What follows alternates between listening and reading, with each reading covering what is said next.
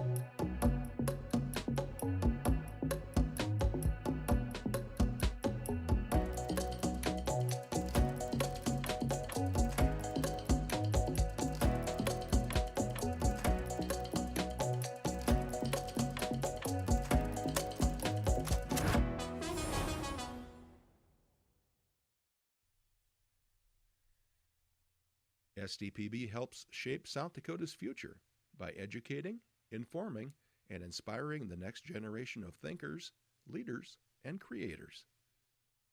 SDPB. Good, useful, and full of wonder.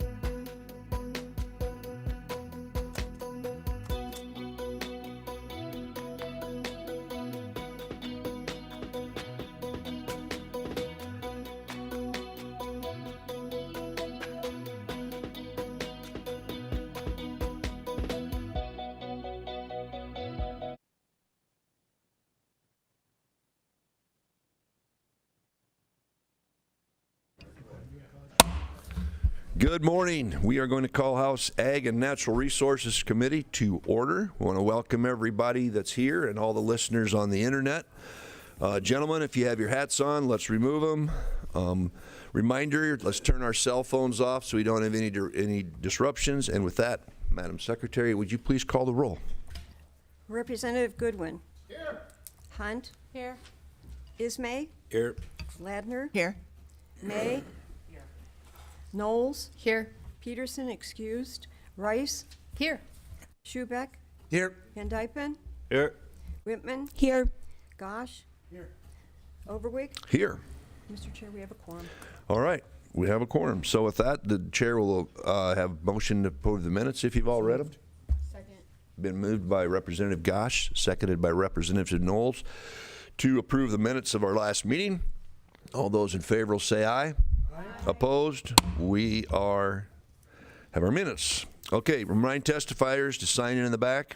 Lobbyists, please be wearing your badges. Remind testifiers the handouts will be distributed by our awesome pages. And with that, can the pages come up and introduce yourselves? Tell us where you're from and where you're going.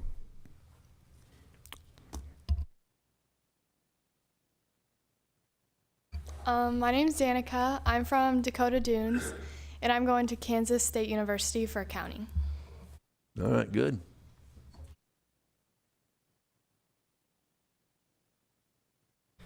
My name is Ben Wangsness. I am from Miller, South Dakota, and my future plans are going to Iowa State University for meteorology. Pretty good, pretty good. Okay, the chair will remind that. Is there any other introductions, personal privileges from the committee? Okay, we're going to move ahead then. Remind all testimony and all questions will go through the chair. So with that, let's get busy this morning and get on our job. The first bill we're going to hear is Senate Bill 156, modify the crime of cruelty to an animal and increase the penalty therefore. Is there any proponent testimony to Senate Bill 156? Welcome, Senator. Good morning, Mr. Chair, members of the committee, Taffy Howard, District 34. Last fall, I don't know how many of you guys heard about the horse, Cheyenne, and I am referring to this as Cheyenne's bill. A family in the hills lost Cheyenne. Cheyenne was a therapy horse for a veteran with PTSD. She was lost in an act of cruelty so depraved, so violent, and so sadistic that it shook our community. And the person or people who did this is still out there. She was a gentle and kind horse and would have never suspected a person could be so sadistically cruel. That is what started the ball rolling for this bill, not anything else. That is what started the ball rolling for this bill because of what happened out there. What happened to Cheyenne wasn't neglect. It wasn't a mistake. It wasn't even a moment of anger. This was intentional torture. Inflicting suffering was the point of the act. And under current law, even cases like this are treated like all other cases of cruelty because we don't have a separate sentencing tier for the worst offenders. That's what SB 156 fixes. So South Dakota law does prohibit animal neglect and mistreatment under South Dakota Codified Law 40-1-2.3. It prohibits animal cruelty under 2.4, which is defined as gross physical abuse.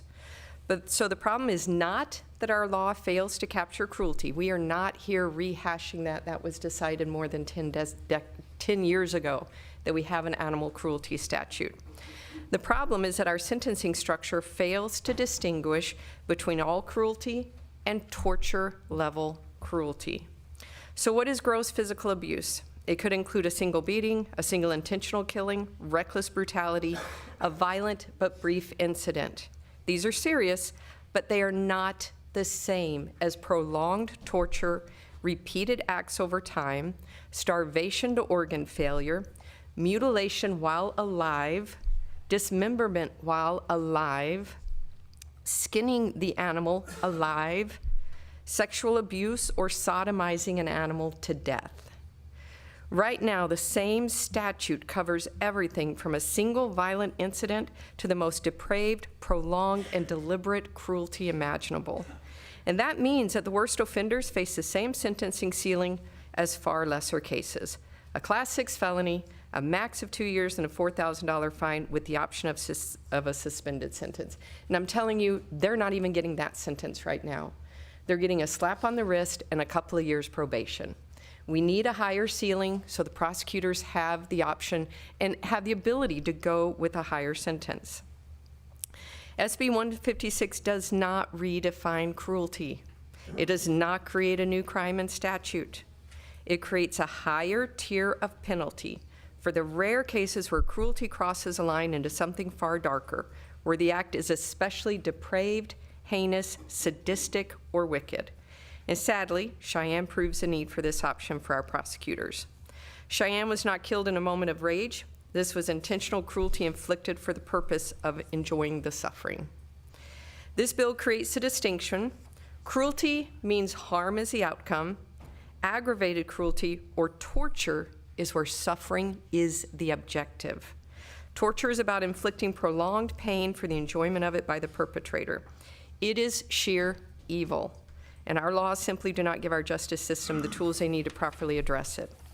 And this matters not only for justice, but for public safety. I already said the people who did this to Cheyenne are still wandering the hills. We don't know who they are. We don't know what or who they will harm next.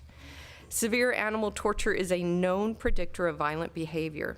Someone capable of that level of depravity is not just a danger to animals. They are a danger to all of society. Everyone knows Jeffrey Dahmer killed and dismembered animals before moving on to kill 17 individuals. Eric Harris tortured animals, and they were treated as minor offenses before he went on to kill 14 people. Luke Woodham beat his dog, Sparkle, then set it on fire and threw it in a pond. He was quoted as saying, "I'll never forget the sound of her breaking under my might. I hit her so hard I knocked the fur off her neck." He went on to kill his mother by slitting her throat. No one who is not already being prosecuted under the animal cruelty statutes would ever have to worry about being given the higher sentence in this statute. And I'm saying that specifically in addressing the ag community. If you are not being prosecuted under the statute of animal cruelty, you have nothing to be concerned about. No one does. It's only the individuals who are being prosecuted under the statute that already exists of animal cruelty that would have to be concerned about a harsher sentence. SB 156 gives prosecutors and judges the tools they need to treat torture as torture. I hate that we need this in our state. We used to maybe, well, although legislator stood on the floor and remarked that even 20 years ago, he had 3 of his cattle that were literally gutted while they were alive. So unfortunately, torture has been in our midst for a while. I know we all here recognize that God gave us dominion over the animals, and our ag community does a great job of taking care of our animals and the livestock that they have under their care. And most of us have pets of one kind or another, and I hope we all take care of our pets. This is not that. With that privilege of being given dominion over our animals, we have a responsibility. And that responsibility is when there is torture involved, those individuals need to be prosecuted to the fullest extent of the law. So I'm going to stand by for further testimony, and I would ask for your favorable consideration of this bill. Thank you. Okay, thank you. And I did tell the Prime that we're doing 15 minutes proponent, 15 minutes opponent on the bills today. She knew that going in, so just so you know. But any further proponent testimony to House Senate Bill 156? Welcome. Mr. Chair, Lacey Wolf. Can you please sit down and turn your mic on, please? And introduce yourself for the record. Mr. Chair, this is Lacey Wolf. Go ahead. All right. Like I said, my name is Lacey Wolf, and I'm going to tell you a story that happened on our secluded 40-acre property that is surrounded by Forest Service out by Pactola. You cannot even see our house from the road, Highway 385. It is a very secluded area. This story has changed my life forever. May I pass these or have someone pass these around, Mr. Chair? The pages will pass that around, yeah. Thank you. On October 8th, around 8:30 a.m., my husband Jake Wolf walked upon a scene too horrendous to believe. I was at home when I received a gut-wrenching call. Jake said, "Cheyenne is down, Cheyenne is down. I'm coming to get you." I started running up the hill. We met halfway. When I got to the pasture, I grabbed my combat lifesaver bag and just started running. I came across 3 very large pools of blood. I kept thinking, how could she have any blood left? Once I saw Cheyenne, I knew she was dead. Her eyes were glossed over and her belly was distended. I just fell to my knees. I couldn't find any other wounds on her until I went to the backside and saw that they had raped and sodomized her. When the police came, they called it a murder and brought the investigative division out. They called out the state veterinarian. The state vet said she died from severe internal damage and then bled out. This is what caused the pools of blood. I found a broke off shovel handle with blood on it, about 25 feet from her body. It was broken off to be a sharp point, allowing it maximum damage. The state vet also said the broken off piece was not found during the autopsy, so we don't know if they took that as a souvenir or what. After the autopsy, I went down to collect Cheyenne's tail hair. There's an old saying that all good horses enter heaven with their tail hair missing. This way, I have a remembrance of her. I was not prepared for what I saw when I got down to Cheyenne to get her hair. It was the aftermath of an autopsy is something that nobody should ever have to see. Excuse me, just one second. So after everyone had left, we had to hurry to take care of Cheyenne's body before all the kids got home from school. Jake grabbed the skid steer. There was no way to keep the insides inside, so I walked behind him, collecting all the organs and stuff that was falling out. After that, then came the shock of what just happened. We did get up game cameras and house security. Basically, we were all scared for our lives. My brother and sister-in-law and their 5 children also live up there. Their house is close enough that they could see the scene from their front yard. We got little to no sleep for weeks. We took our little pony Shorty up to Harding County to a friend's because we were scared for his safety. I grew up in Harding County, so I am blessed with friends and family that are there and willing to help. I'm a retired Sergeant First Class from the Army National Guard in Rapid City, South Dakota. I completed 4 overseas deployments, and I'm currently dealing with PTSD, among other things. My quick bond with Cheyenne was amazing. We clicked from day one. She was my calm in the storm, and she was a part of our family. Put yourselves in my shoes for a moment. Think of your favorite pet. You walk out to see a scene like Cheyenne's. And after the cops are done collecting the evidence, you ask the cops what charge could the perpetrators get. Animal cruelty, maximum punishment, $4,000 in fines and up to 2 years in jail. Would that make you feel? How would that make you feel? What if your animal was worth $30,000? I know a lot of people around here have cattle, bulls, and horses, and so I don't think you would probably see that fit if it was a $30,000 animal. If someone is capable of committing such a horrendous act, what is keeping them from moving on to humans? This way is most serial killers start out. Would you want this person living next to you or your family members? The Animal Cruelty Bill 156 currently has the 2 tiers. You guys obviously know what they are, but the misdemeanor for animal neglect covers such thing as providing food, water, anything leading to animal suffering, but it is a one-time event and can be intended or unintended. Tier 2, animal cruelty maximums, you guys know all that. Animal cruelty is kicking, burning, poisoning, animal fighting, overworking your animals, and can be intended or unintended. What we are asking is not to change Bill 156, we'd just like to add to it. This is what we are asking to add to the current bill, is Tier 3, which wouldn't have anything to do with the previous 2, is committing an offense that is especially depraved, heinous, sadistic, and in manner that would be a Class 4 felony, so that the crimes, the punishments can fit the crime. Animal aggravated cruelty is someone that goes out with intent to commit horrendous, cruel act for their own pleasure. This immoral design, they go out on a plan to do something wicked.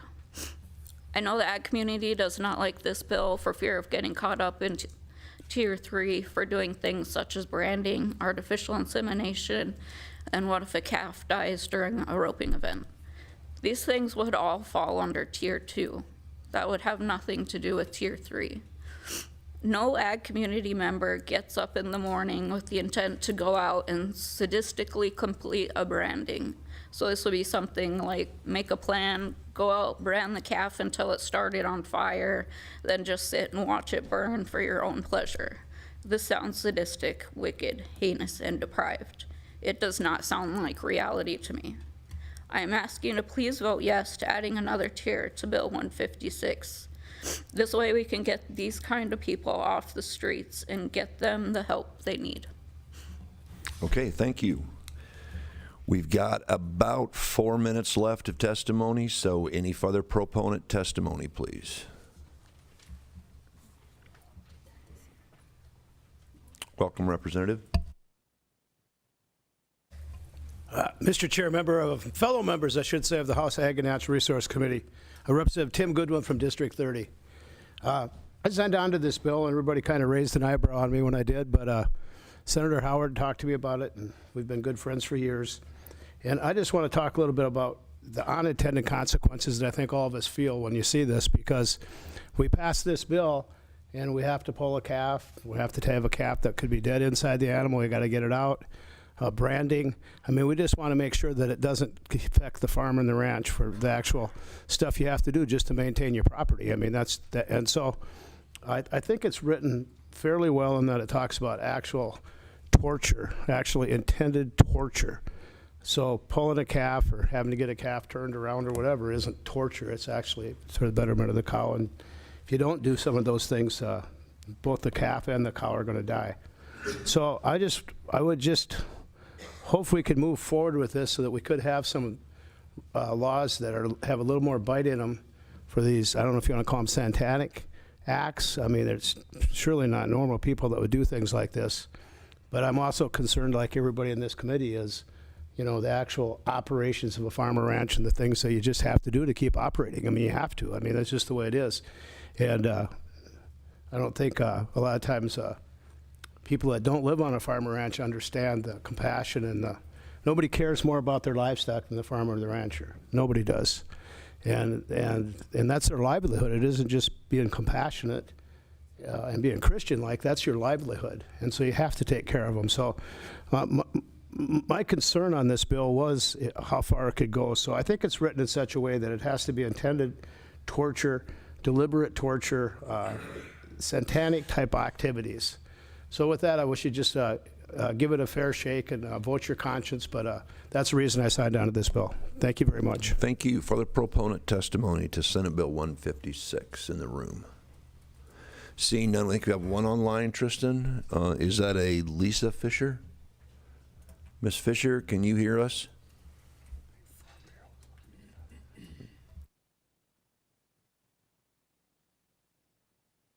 She's muted. Ms. Fisher, you are muted on your end. Can you try to get off? You're still muted. I can see on the little...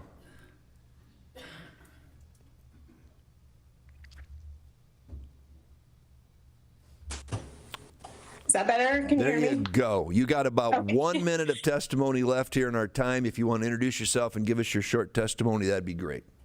Okay, my name is Lisa Fisher, and I'm testifying on my behalf. At the time that Cheyenne was violently killed, she belonged to Lacey. However, just 6 short months prior to Cheyenne's death, Cheyenne belonged to my daughter, Auburn Fisher. Sorry, I'm going to try to get through this without crying. Auburn had always dreamed of having a horse, and by the age of 14, she had saved her money and traveled to Wyoming to pick up Cheyenne with my husband. She came home beaming that day. She was just in love. Cheyenne was absolutely beloved by our family. She was the most gentle, trustworthy horse we have ever known. We never worried about Auburn with Cheyenne. Auburn would stand on Cheyenne's back, lay on the ground under her, ride her sitting backwards, and Cheyenne never flinched. Eventually, Auburn grew concerned that Cheyenne was showing signs of loneliness, so she purchased a mini horse specifically to give Cheyenne a friend. Cheyenne and Shorty were immediately bonded to one another and inseparable. In addition to Cheyenne and Shorty, Auburn also began to raise a herd of goats. We live on a small hobby farm of just 13 acres. And as her herd grew, she came to a sad but mature decision that she needed to choose between her horses and her goats. As her parents, we were surprised when she told us she decided to sell her horses. She loved them deeply, but she also loves her goats and knew keeping them was the best decision financially. When Lacey arrived to meet Cheyenne and Shorty, we were so impressed with her patience and attachment to Cheyenne. A couple of days later, we delivered the horses to Lacey, and Auburn bravely said goodbye, but wept on the car ride home. She knew her horses were in good hands, but her heart was broken at the loss of their presence in her life. 6 months later, we learned of Cheyenne's brutal death from the local news. We were stunned and devastated, and then had to sit our girl down and break that news to her, and she wept again. In her young life, Auburn has faced a lot of tragedy as a result of only wanting to love and care for her animals. We simply cannot begin to imagine who could be capable of such an evil act. We read in the news that Lacey wondered if Cheyenne had been drugged because they had not heard any noise in the night, and later read that no drugs were found in Cheyenne's system. As we have contemplated it, as gentle as we know Cheyenne to have been, and as much as she loved people, it is not difficult for us to believe she simply took that horrific abuse and quietly suffered as she bled out. This image is almost too much to bear. We also feel profound sadness for Shorty, Cheyenne's friend, who must have witnessed what was done to her.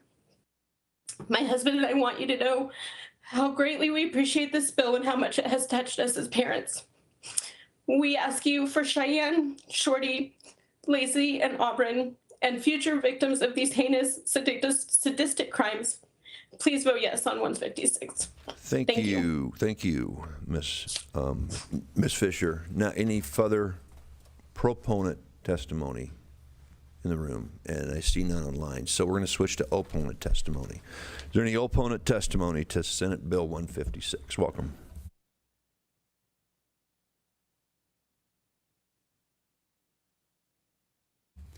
Morning, Chair, members of the committee. Matthew Bogue, registered lobbyist for South Dakota Farm Bureau. Just want to start my testimony offering sympathies to the individuals who own that horse.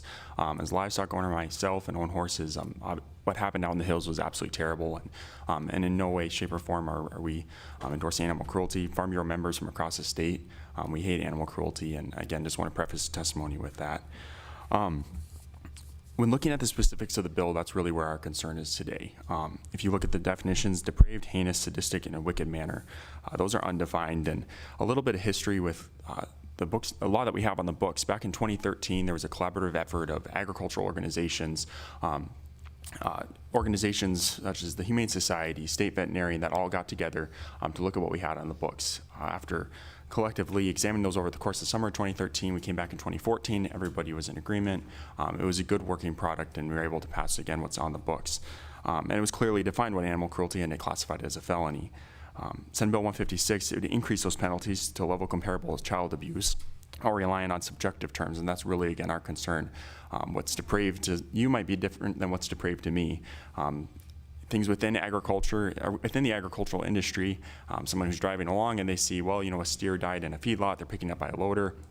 This actually happened with one of our members. A lady drove by along the road and they're thinking, you know, was that depraved, and then tried to bring forth a suit. I'm not saying that a judge would or a jury would rule that, but it could really bring about frivolous lawsuits, cause reputational harm, and costly litigation to farmers and ranchers all across this state. And again, unfortunately, the reality is too that there's people in this world that hate animal agriculture. Last year in this committee, we had a bill to try to protect farmers and ranchers, and we've had operations on the east side of the state where organizations have intentionally tried to hurt producers, and I think unfortunately this bill could open the door to be weaponized to hurt farmers and ranchers across the state. I want to again though be clear, South Dakota Farm Bureau members believe the act committed at Black Hills was wrong. But we also believe that legislation has to be clearly drafted and defined to narrowly focused to avoid unintended consequences that could hurt farmers and ranchers across the state. So for those reasons, urge a no vote on the bill. Thank you. Thank you. Further opponent testimony to Senate Bill 156. Further opponent testimony. Welcome. Good morning, Mr. Chair and members of the committee. My name is Tara Larson. I'm an attorney here in Pierre and registered lobbyist for the South Dakota Association of Criminal Defense Lawyers. I do want to express really great sympathy for the stakeholder in this bill. I mean, I have 3 dogs. I mean, my dogs are my family. They're, you know, I love them, right? And if something happened to them, you know, a death sentence to the person who, you know, wants to hurt my dogs is frankly not enough in my opinion, right? But that's me, right? The problem is that we keep talking about the punishment fitting the crime. And I look around, I think I'm the only lawyer in the room, and so I would like to kind of talk to you about what a Class 4 felony looks like and the punishment fitting a crime here. A Class 4 felony is a felony. What does that mean? You lose your gun rights, you lose your right to vote. Class 4 is absolutely not on presumptive probation. You go to jail or prison for 10 years. What are some other Class 4 felonies? Well, intentional killing of a human fetus. That's one. The sale of child porn. Intentional mutilation of female genitalia, vehicular battery, riot. These are extreme crimes with extreme punishments. I think it's also important to note that they keep talking about these tiers, right? And to give you a little background, in 2013, there was a broader discussion about this, and we created a felony for animal cruelty. And I think it's important to actually look at the current definitions of what animal cruelty is. And, you know, again, it would cover the current situation, yes, but when we talk about tiers, right now, animal cruelty, which is a Class 6 felony, is theoretically presumptive probation, so it would cover those, you know, somebody's being really naughty and mean and that's actual animal cruelty. But the thing is the courts look for aggravating factors already to determine whether or not presumptive probation should apply, right? So in a type of situation, we're talking about a alleged heinous sadistic act. Granted, those are not defined, I would reiterate, and they're not common legal terms by any means, but a court will look at that, and a court will go, in a situation that is particularly bad, we'll find aggravating factors and we'll sentence somebody to prison. The Class 6 felony is still prison. It's 2 years in prison. You lose your gun rights, you lose your right to vote, you lose all of the things, right? A court has every ability to do that. I also have a little concern here in the proponents discussing about how branding could be considered Tier 2, which is, again, a Class 6 felony. That's concerning. I grew up on a ranch. I was actively involved in branding, and if somebody, a prosecutor, we all talk about prosecutorial discretion. Well, we have prosecutorial discretion until there's not, right? You know, you could run into some situations where now, if you're creating an extra tier, things that are absolutely permissible could now be a felony under the alleged Tier 2 that they're talking about, which again, there's no actual tiers in the bill if you look at it. So I'm using their language, I'm not using the actual plain language of the bill here. Furthermore, what is occurring right now, what occurred with the situation with regard to the horse in question, that's bestiality. That is currently covered under Title 2242. That's a Class 5 felony, so 5 years in prison. That is absolutely not subject to presumptive probation. So somebody's going to prison for what occurred in the event that that person gets caught. The bad thing about this, and the thing that you really hate, is that this kind of stuff is really hard to find and catch when something's particularly heinous like that. And you know, you could make something a death penalty situation, but you're not going to stop, you know, somebody from doing that, and you're not going to prevent the sad issue of the fact that this person might not ever be found. You're just never going to prevent that by increasing a penalty. The current penalties that we have on the books are absolutely sufficient to cover this. The current felony is absolutely sufficient. I would urge you to vote no, and I'll stand by for questions. Thank you for their opponent testimony to Senate Bill 156. Welcome, sir. Good morning. Rob Schonsberg. I'm from Fort Pierre, registered lobbyist for the South Dakota Pork Producers. Everybody's sitting in the back looking at each other. Nobody wants to come up and speak to this deal. You can oppose Senate Bill 156 and still empathize with the proponent's testimony.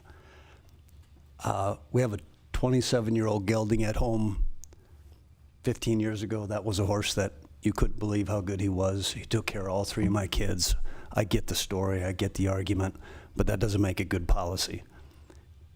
Sincerity doesn't even necessarily make good policy. I want to read the existing statute. I don't want to recover anything that's already been covered, but I want to read you the statute as it sits today. To intentionally, willfully, and maliciously inflict gross physical abuse on an animal that causes prolonged pain, that causes serious physical injury, or that results in the death of the animal. The statute, I would suggest, is all-encompassing. At the time, a Class 6 was justifiable and remains so today, in our opinion. If somebody ever hurt my 27-year-old gelding, the last thing they got to worry about is a Class 6 felony. Most of you understand what I'm saying. We'd ask you to oppose this legislation, this proposal. Thank you.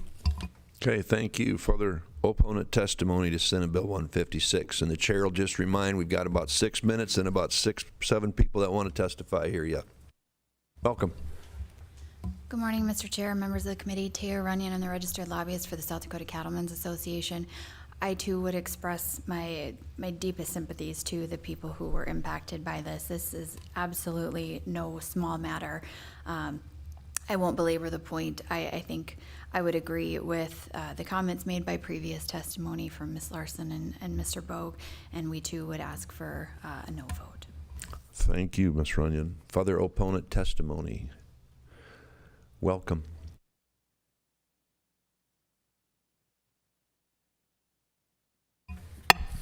Good morning, Chair, members of the committee. My name is Brenda Foreman. I'm registered lobbyist and executive director for South Dakota Association of Cooperatives, and also registered lobbyist for South Dakota Dairy Producers. And on behalf of both groups, we do rise in opposition to the bill. As previously stated, we do offer our greatest sympathy for the loss, and I do hope that those that perpetrated this are found and fully prosecuted. As was earlier stated, they have gone over the points. We're concerned about the rise to the felony level, and also the fact that we are equating this to those crimes against humans. So with that, we would ask for your opposition to Senate Bill 156, and thank you. Thank you. Further opponent testimony. Got about 4 minutes left. Good morning, Mr. Chair, members of the committee. Brian Walsh, Department of Ag and Natural Resources. Appreciate the sponsor bringing this bill and bringing light to this horrible situation. That said, we would echo the comments of the previous speakers and ask you to oppose Senate Bill 156. Thank you. Thank you.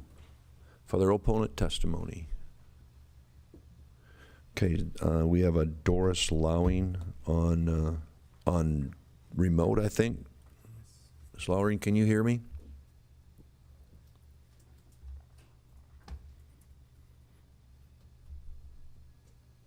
Ms. Lowing, can you hear me? Working on it. There you go. Now we're hearing you. Can you give us your Okay. introduce yourself and give us your short testimony? We got about 3 minutes left. Absolutely. Thank you, Mr. Chair, and good morning, committee. Doris Lowing, Executive Director of the South Dakota Stock Growers, as well as a ranch and livestock owner in Meade County. We are too very sorry that this happened. We heard about this as it was unfolding, and it's very unfortunate in that there are people out there that do things. However, this does affect our ranching community. You know, we've talked about branding, we've talked about artificial insemination. Any of these acts are not intentional to cause pain or harm, but to keep the livelihood and to keep our livestock safe. There's been comments made of people in the wintertime that, why don't you put all of your livestock in a nice warm barn? Because you don't have a nice warm barn to fit 250 cattle. Those livestock are accustomed to living outside in those conditions. They are fed, they are watered, they are cared for, they are loved. Somebody drives by and reports us. This too will affect us.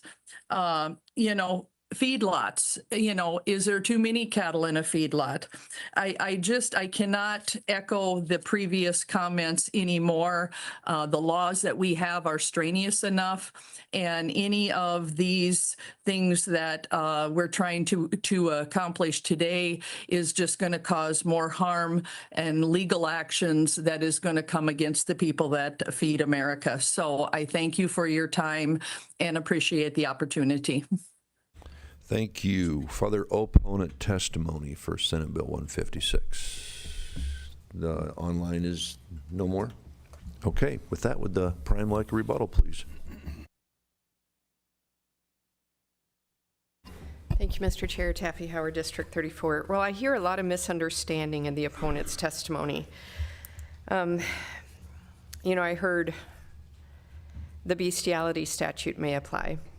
Bestiality is a separate crime. It's focused on sexual conduct. It is not focused on torture, level, cruelty, and prolonged suffering. This bill is about giving courts a clear sentencing tier for the most depraved cruelty cases where the intent is sadism and suffering regardless of the specific method used. People said, you know, well, somebody may drive by and report that your cattle are outside and, you know, aren't in a nice warm barn. A prosecutor would have to be a complete idiot to pursue under the statute that we already have. The crime is already there, as has been pointed out. We are not rehashing the crime that's on the books. We're simply saying if it's done in a sadistic, wicked, heinous manner, it should have a harsher sentence. Somebody was,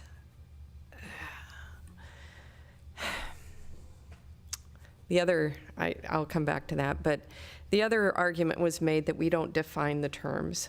That was intentional. I had attorneys on both sides going, well, you need to define, you need to not define. South Dakota law is clear. If a word is not defined, the judge, the jury, they take that in the plain meaning. And in the Senate Judiciary Committee, when this was heard, one of the committee members actually looked up the meanings of the word. And it's very clear what they mean. A judge would give instructions to the jury. South Dakota law is clear on that. You do not have to define a word. When you do define a word, you are allowing for loopholes.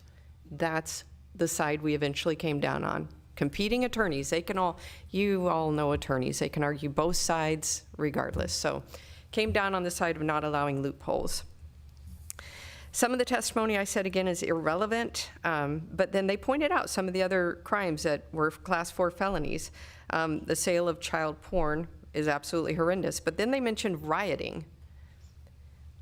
I would like to ask you, if somebody took your dog and pulled it apart limb by limb while it's alive, don't you think the punishment might rank right up there with rioting? I do. Someone told me that the reason this bill is running into issues at this point, it has not up until now, but is the fact that the person who did this has not been caught. And they haven't gotten away with just a slap on the wrist, because that is what they'll get away with. I mean, I've spoken to people in the law enforcement world, some pretty high-ranking people in the law enforcement world. And the reality is, they will get away with a slap on the wrist. So it's really sad to me that we have to wait for a future Jeffrey Dahmer, a future Eric Harris, to get away with acts of repeated torture over time, and then move on to hurting human beings before we finally wake up and go, oh, maybe we should have given him a harsher sentence to begin with. These people are a danger to society, not just to the animals around them. So I'm asking you to please keep that in mind. No one in the ag community is going to get caught up in this. But I will say, I don't care if you're a farmer, a rancher, a banker, a baker. I don't care what you are in your life and in your job. If you are being charged under the animal cruelty statute that already exists, and you are doing that in an especially heinous and sadistic manner, I want that prosecutor to have the full extent of the law, and I want him to have some harsher penalties to go after you. So I again ask for your favorable consideration. Thank you. Thank you. With that, we're going to move into committee questions. Representative Goodwin. Yes, for the prime. State your question, please. Yeah, thank you, Senator Howard, for having the compassion and the courage to bring this forward. The thing I was just trying to see if you could kind of calm us all down a little bit on the exemption part, 40-1 and 40-2, and try to differentiate between normal farm activities and what this bill's talking about. Mr. Go ahead Chair. and answer the question, Okay, please. thank you. I did make sure I handed out copies of 40-1-17. So when the animal cruelty statute that's on the books right now came into existence, like I said, more than a decade ago, to alleviate concerns that the ag community would be falsely accused, they did put this in statute. So it is there. It's nothing in this chapter may be construed to interfere with an animal under the direct and proper care of a licensed veterinarian or with persons engaged in standard and accepted agricultural pursuits or animal husbandry practices. And then it lists, and it goes on, veterinary practices, the normal practice of taking care of your livestock, hunting, the humane killing of your animals, because that has to be done at times. So that was purposely done in there to alleviate the concerns of the ag community when this crime was put into statute. And again, we're not revisiting that crime. The crime is there. We're simply saying when that crime is committed, you have to be charged under that statute. when it's committed in an especially heinous and sadistic, wicked manner, then let's have a harsher penalty for these psychopaths, and they are truly psychopaths. Follow up? Any good? Any more questions from the committee? Okay, seeing none, we're going to close public testimony and we're going to move into committee discussion and or action. Discussion or action from the committee. Mr. Chair. Representative Gosh. I'll move 41st day. It has been moved by Representative Gosh, seconded by Representative Hunt to move Senate Bill to 156, the 41st day. Comments on your motion? Thank you, Mr. Chair. And I don't make this motion lightly. What happened to Cheyenne is heinous, and the individual that did it deserves their own special ring in hell, in my opinion. As a farmer and a rancher, you know, your horse, especially when you use it on a daily basis, can be your best friend. It can be the only family member you have in a lot of situations, and that particular individual means a lot to you. Me and my horses, we've been through situations where we haven't been friends at some times, but for the most part, we always leave the barn in a good relationship. So I want to say that first and foremost. But when it comes to this bill, some of my biggest concerns is, as a rancher, the things that I do on a daily basis, I often put myself into harm's way to ensure that my animals are protected in a way that they deserve. And for what I do, I am often called heinous. I'm often called wicked. I'm often called somebody who is hurting animals and disgusting, and I've been called a pig, and I've been called a lot of things by a lot of animal rights activists because of what I do. And it's simply because they don't understand what it is that I do. And I do not agree with those individuals that say that about our ranching and farming community, because as was previously stated by one of the bill's prime sponsors, our farmers and ranchers do care about their animals, and they really think it's important. That being said, with this language, I do fear a lot, like the opponents, that it gives a window for those individuals that want nothing more than just to attack our agricultural industry. It gives them a bigger window to continue to do so and put us into a very difficult position. So with that, Mr. Chair, I would urge a yes vote on the 41st day motion. Okay, further comment. Representative Goodwin. I have an alternate motion of due pass. Is there a second to that substitute motion? Seeing no second, that motion fails. We are back on the motion for 41st day. Further discussion on the motion to move Senate Bill 156 to the 41st day. Last chance. Okay, seeing none, the chair will close this out. I agree with Representative Gosh. I know the senator. I know where her heart was on this. It was good. But yet we have our number one industry in South Dakota is ag, all different kinds of ag. Not everybody understands. And yes, it's pretty clear in the law. I get it. But most producers don't have $50,000 to $100,000 laying around to defend themselves every time a frivolous charge comes down. So I will err. If I have to err, I'll err on the side of ag, even though I know I'm not erring. I don't like this bill. I don't like where it brings us, so I will be supporting the 41st day amendment. So we have a motion for 41st day. Madam Secretary, call the roll. Representative Goodwin. No. Hunt. Aye. Ismay. Aye. Ladner. Aye. May. Aye. Knowles. Aye. Peterson excused. Rice. No. Schubeck. Aye. Van Dypen. Aye. Whitman. Aye. Gosh. Aye. Overwig. Aye. Mr. Chair, we have 10 yeas, 2 nays, and 1 Okay, excused. that motion receiving the amount of votes it needed. Senate Bill 156 will go to the 41st day. Moving to our next bill, Senate Bill 115, remove the prohibition pertaining to the shooting of mourning doves with doves located within specific areas. Any proponent testimony? Welcome, Senator.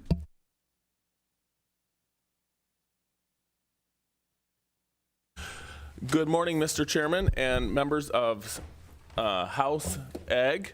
My name is Senator Tom Pischke. I come before you today with Senate Bill 115.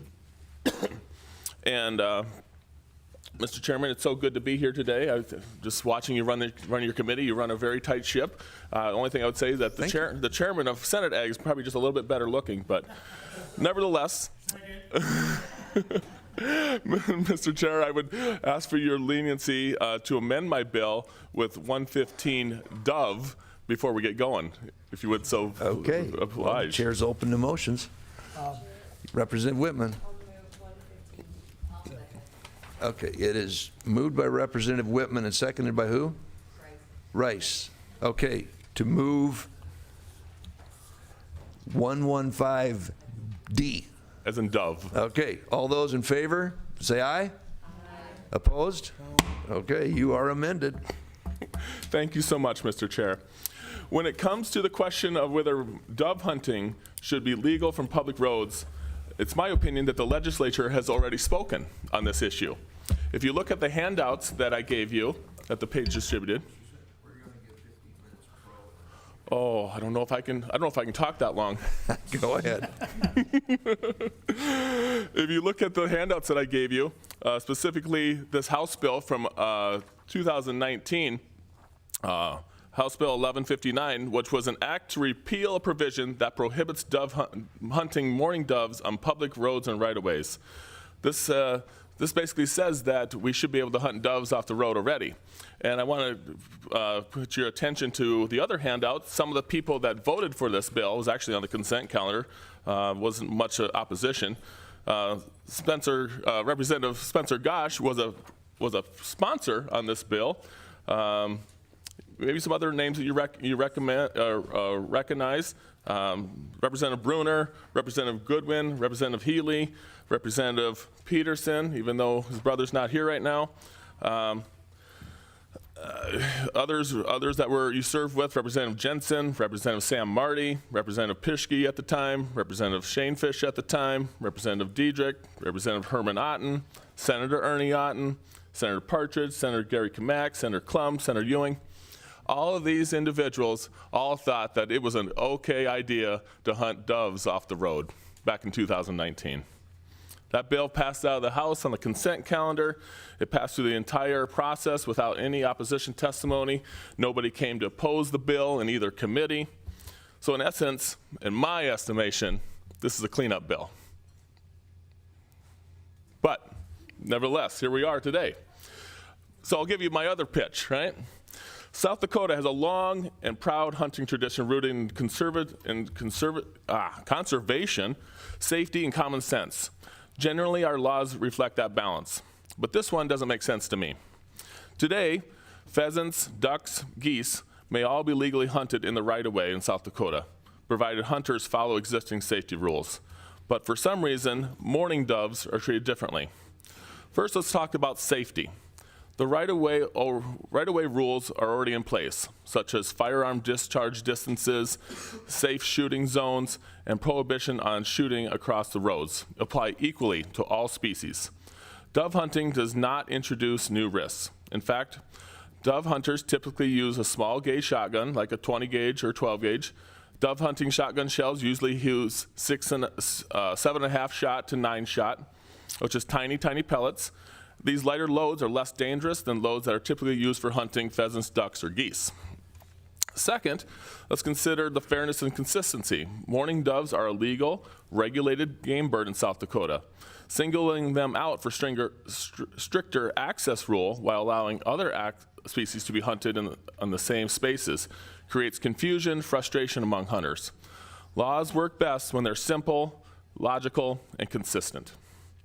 Allowing dove hunting in the right-of-way would align dove regulations with existing upland and waterfowl rules that hunters already understand and follow. Third, there's the issue of access. I think over on the Senate side, we had Secretary Roebling give a presentation. I believe he comes and presents to you guys as well. He talks about access. Access is a big thing to the GF&P. This bill is providing more access for hunting. And I think that that's exactly what we want here in South Dakota. We want young hunters and just hunting in general to have more land to access when hunting. So that's what this bill's about.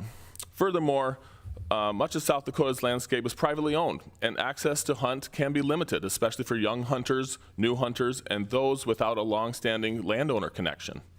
Right-of-way hunting has been a long practical practice in the state of South Dakota, and we've had those discussions about pheasant hunting. Not changing that here today. That's not what this bill's about. This is about dove hunting. There's been some concerns about shooting doves near power lines. There's been some concerns about shooting doves on the sit. I want to remind you that South Dakota law prohibits shooting doves unless they're in flight. That's South Dakota Administrative Rule 41-6-40-05, which states that shooting a dove perched on a power line would violate this rule because the bird is not in flight.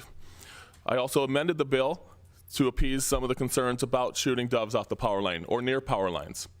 So I think that should take care of that concern as well. So that's my pitch, ladies and gentlemen. I would ask that you stay consistent with your vote in 2019 and please pass Senate Bill 115 as amended. Thank you, Mr. Chairman. Thank you, Senator. Further proponent testimony for Senate Bill 115.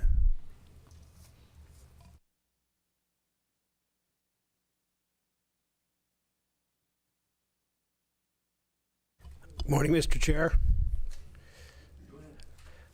Representative Tim Goodwin, District 30. I signed on to this bill with Senator Pischke because I just thought it was kind of hypocritical that we can hunt pheasants and ducks and geese off the right of way, but we can't do doves. I mean, we should be consistent in that. Dove hunting is a great early season hunt. You can take your kids and grandkids out there and get some good shooting.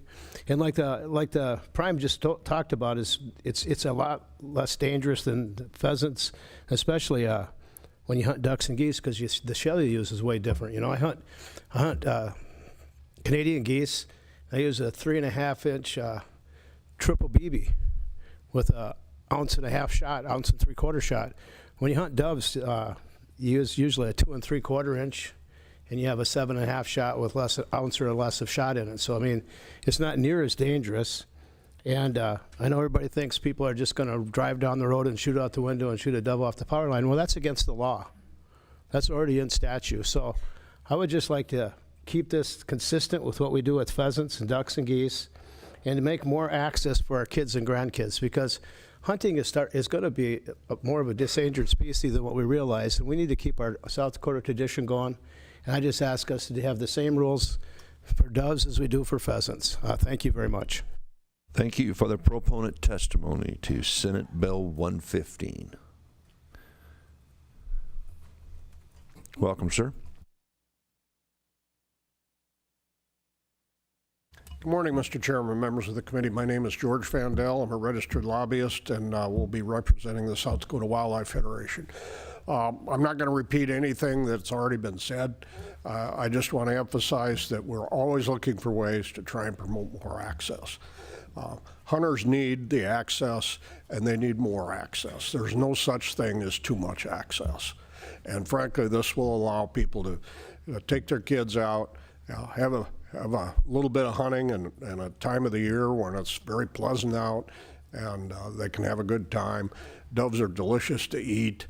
I just have a lot of fun dove hunting, and I may or may not take advantage of this. But I think it's important that the average hunter in the state of South Dakota has the ability to utilize this. Thank you for your time.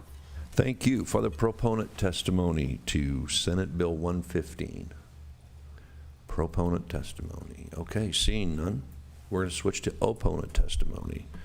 And we will give you the same time, 15 minutes, so welcome.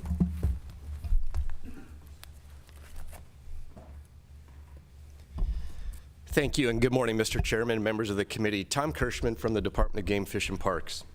And we come before you today in opposition of Senate Bill 115, but not for the merit of providing additional opportunity that has been mentioned, but over the concerns generated by expanding this hunting activity. Within the Wildlife Division, our #1 priority, which was already made reference by proponent testimony, when we came in front of this committee, Secretary Roebling talked about our department overview. We shared that within the Wildlife Division, our #1 priority is habitat and access. And access is a limiting factor of participation, so providing opportunities for dove hunting is certainly a noble idea. We support expansion of access to dove hunting, but also believe it must be the right access. In fact, within our game production areas across the state, we've continued to plant specific dove hunting food plots on over 50 of our local areas. And we're doing that because of the popularity of dove hunting and to provide some additional places, and we will continue to expand those efforts where it's possible and most feasible. One of the considerations that's been brought up in some of the testimony is aligning with other hunting opportunities, whether it's pheasant hunting from the road right-of-ways, waterfowl hunting the road right-of-ways. Certainly understand that statement, but it is important to understand that those different types of hunting activities are different as well. Let's talk quickly about a pheasant hunt in the road right-of-way. In many situations, an individual or two are going to walk that road right-of-way. If there is a bird, there's a shot, it's harvested, they're moving on. There is pass shooting by waterfowl hunting, in particular for geese. Typically, those are more in wide open areas, and they're following those distinct patterns that those birds are doing from their water sources going out to feed in agricultural fields, most typically. Now, let's talk a little bit about dove hunting and the difference here. Could dove hunting happen out in an open area where there's not a lot of farm, house, cattle activity? There certainly could. But think about farmsteads, and what do most of our farmsteads in South Dakota have? Shelter belts and woody plantings, tree plantings around them. That will draw a lot of doves. And so now you have that scenario where individuals could set up in a road right-of-way, set up their mojo doves, and you could sit there for multiple hours with multiple shots dove hunting as doves are going in and out of those areas. So while there are those activities that occur, I would suggest that there are differences in those hunting activities as well. I think it's really important, and I would like to address House Bill 1159 that was brought up in proponent testimony from the 2019 legislative session. It's been described that that passage of that bill already made it legal to hunt doves from the road, and that Senate Bill 115 that being discussed today should be a simple cleanup to address the language missed in 2019.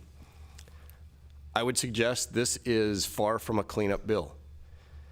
House Bill 1159 specifically removed the 50-yard buffer that existed at one time between the road right-of-way and going to the interior of the property. When 1159 was passed, as was already provided, that eliminated that 50-yard buffer, giving those landowners the ability to say, yeah, I want to allow hunting in that 50-yard buffer, or no, I do not. Again, giving a lot of flexibility to those landowners and how they wanted hunting activity to be provided on their property. If you would go back and listen to the testimony of 1159, there are multiple comments that specifically says this is about doing away with the 50-yard buffer. The intent and the purpose of it was not to open road hunting to dove hunting. Game Fish and Parks emphasizes landowner-sportsman relationships. We build rapport through our habitat access, wildlife depredation programs, and our staff interactions with landowners all across the state. We promote campaigns to build relationships with landowners. This regulation change will strain relationships between landowners and sportsmen, and we believe the positives will not outweigh the additional opportunity this bill may bring. For all the reasons that I provided you today, I would ask for your consideration and ask that you vote no on Senate Bill 115, and I will stand by for any questions you may have. Thank you, Mr. Chairman. Thank you. Further opponent testimony to Senate Bill 115. Welcome. Welcome, Mr. Chair. Excuse me. My name is Steve Barnett, General Manager for the South Dakota Rural Electric Association. Appreciate taking the time here to come up here. As I mentioned, I serve as General Manager of the South Dakota Rural Electric Association, and our association consists of 27 distribution co-ops and 3 generation and transmission co-ops. I personally am a sportsman. I hunt elk, pheasants, deer, gophers, waterfowl. I don't think anybody in this room hunts more than my father did. In fact, when I was in kindergarten, the teacher asked what my dad did, and I said he hunts and he fishes. So I appreciate the good senator for bringing this bill to add another opportunity for sportsmen and to attempt to make it better. However, our members have concerns that passing this bill would perhaps promote dove hunters to shoot inadvertently towards our infrastructure, which really is a safety concern. If infrastructure does get damaged, it puts an undue burden on our members, as they are the ones that end up paying for that damage with an increased rate for their electricity bills. Moreover, damages to our infrastructure could cause a grass fire and power outages, and then power linemen could be called out in the middle of the night to restore that power. And I think, I don't want to speak for Game Fish and Parks, but I do think it presents an enforcement issue for Game and Fish. You know, what is within range? Is that 50 yards? Is that 60 yards? Typically, you would use a lighter load, a 7.5 or 8 shot, which those BBs wouldn't travel as far, but what is within range? So for those reasons, I urge you to oppose Senate Bill 115. Thank you. Thank you. Further opponents in the room? Further opponents to Senate Bill 115? Welcome.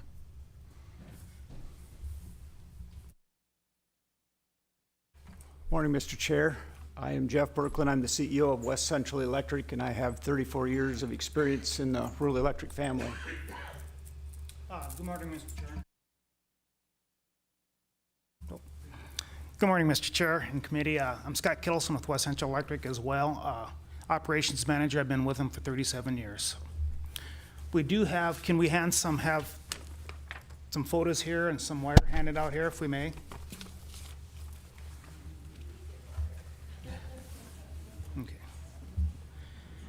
Okay, I just want to share some of our concerns we have. We do know it's illegal to shoot off power lines and stuff like that, but our main concern is safety. The concern is shooting off or near the power lines. And as you know, it does happen already that we do see that in the field and stuff. And I just want to say that we are for hunting. We're not against hunting at all, but our main concern is safety here. That wire that you're being handed out, that is the majority of our system there. We cover 5 counties over there. So that little wire does carry 14,400 volts. We have over 3,500 miles of that, and most of that is along section lines. The name of that wire is aluminum conductor, steel reinforced. So the strength of that wire is the steel on the inside. The outside is aluminum. So when that's under tension, if that does get shot, even with a dove load, that can fray that wire. Then over time, due to weather and ice and wind and stuff, that tiny little strand can unwind. When it unwinds, it can drop down and get into other conductors, causing arcs or slag that can even fall to the ground, starting fires. So that's our concern. But I do know, we do know it's illegal to do that. So, and our crews do find a handful of frays out there in the lines. We do find some shotgun shells that are along the road ditch too. So our causes and concerns for that is fire, as we just mentioned. And as you know, fire mitigation or wildfire mitigation is a big push right now for that. So, and with some of that, depending on if enough of those strands are broke, it can't support the load that's going down them lines.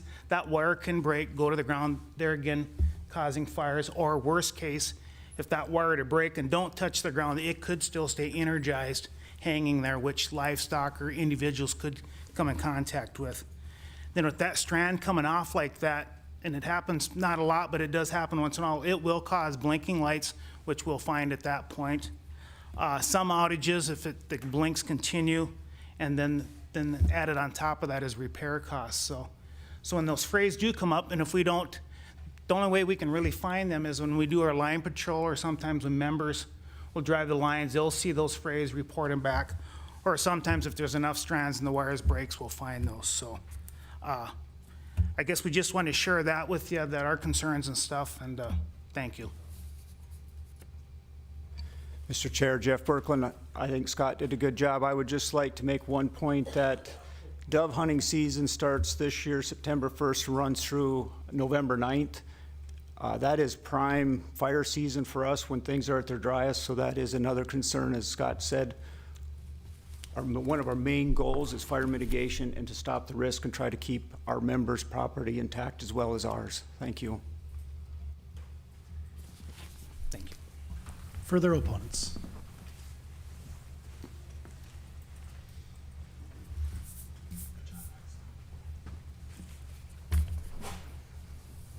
Good morning, Mr. Chair, committee members. My name is Kevin Shoemaker, and I am a landowner and farmer in South Dakota. I am here to oppose Senate Bill 115 and ask you for a no vote. Allowing someone to shoot mourning doves via the right of way will cause more friction between an already somewhat tense situation between hunters and landowners. As Tom stated, when you shoot pheasants via the right of way, you shoot them in a gone, quote, quote, pass through. When hunting mourning doves, you will most likely be going to that spot on the right of way for minutes, if not hours. You're not going to be driving around looking for doves in a ditch like you do pheasants. Doves hang out on tree groves, tree belts, trees, or fences and power lines, which is by someone's house or livestock designed for a windbreak. So to do this, you will most likely be just outside the 660 safety zone, as the doves will be coming from roost in the mornings and going to the roost in the evenings. Remember, the right-of-way is every road in South Dakota other than the interstate. So you may have vehicles parked alongside county roads and possible highways with hunters sitting, waiting for doves to fly from tree belt to tree belt where there is traffic. The right-of-way means the shooting at or taking by legal methods of a small game that are in flight over private land that the small game must either originate from the right-of-way or the small game is in the process of flying over the highway or the public right-of-way. Meaning, if the dove is flying from tree belt to another tree belt and has not crossed the right-of-way, but is close enough to the right-of-way, it cannot be shot at. So when the dove is shot at or shot, will the Game Fish and Parks be writing tickets for this? I know this is the same as for waterfowl, but you know as well as I do, not many ducks and geese are flying in shooting range of farms, let alone over trees. The season for mourning doves starts September 1st to November 9th. You can shoot doves a half hour before sunrise. Pheasants is 10 o'clock in the morning. Sunrise on September 1st, 2026, where I live, is 6:52 in the morning. So someone can be shooting their gun just outside my safety zone at 6:22 in the morning at doves coming off the roost. That would be a great situation for my kids and my livestock. It just comes down to what happens to the drive up and ask for permission. Are we trying to pass laws to end that? Nothing good will come of this bill. If there was anything good about this, the Game Fish and Parks would tell you so and would be pushing for it, and they are not. That and that alone should be enough to vote no. The amendment about shooting doves via the power lines, you guys all know what happens if there was a law saying that you cannot shoot a pheasant or a duck on the ground, on the pond, or on the ground. Do you think people are going to follow that law? If they're on the power lines, they're still going to get shot off the power lines. Right now, they can't do it because you can't drive up and down the right-of-way to shoot them. So I stand by questions, and I ask you guys for your no vote. Thank you. Thank you. Further opponents? Any further opponents? Anybody online? Seeing nobody in the room or online, we will allow the bill's prime sponsor a rebuttal.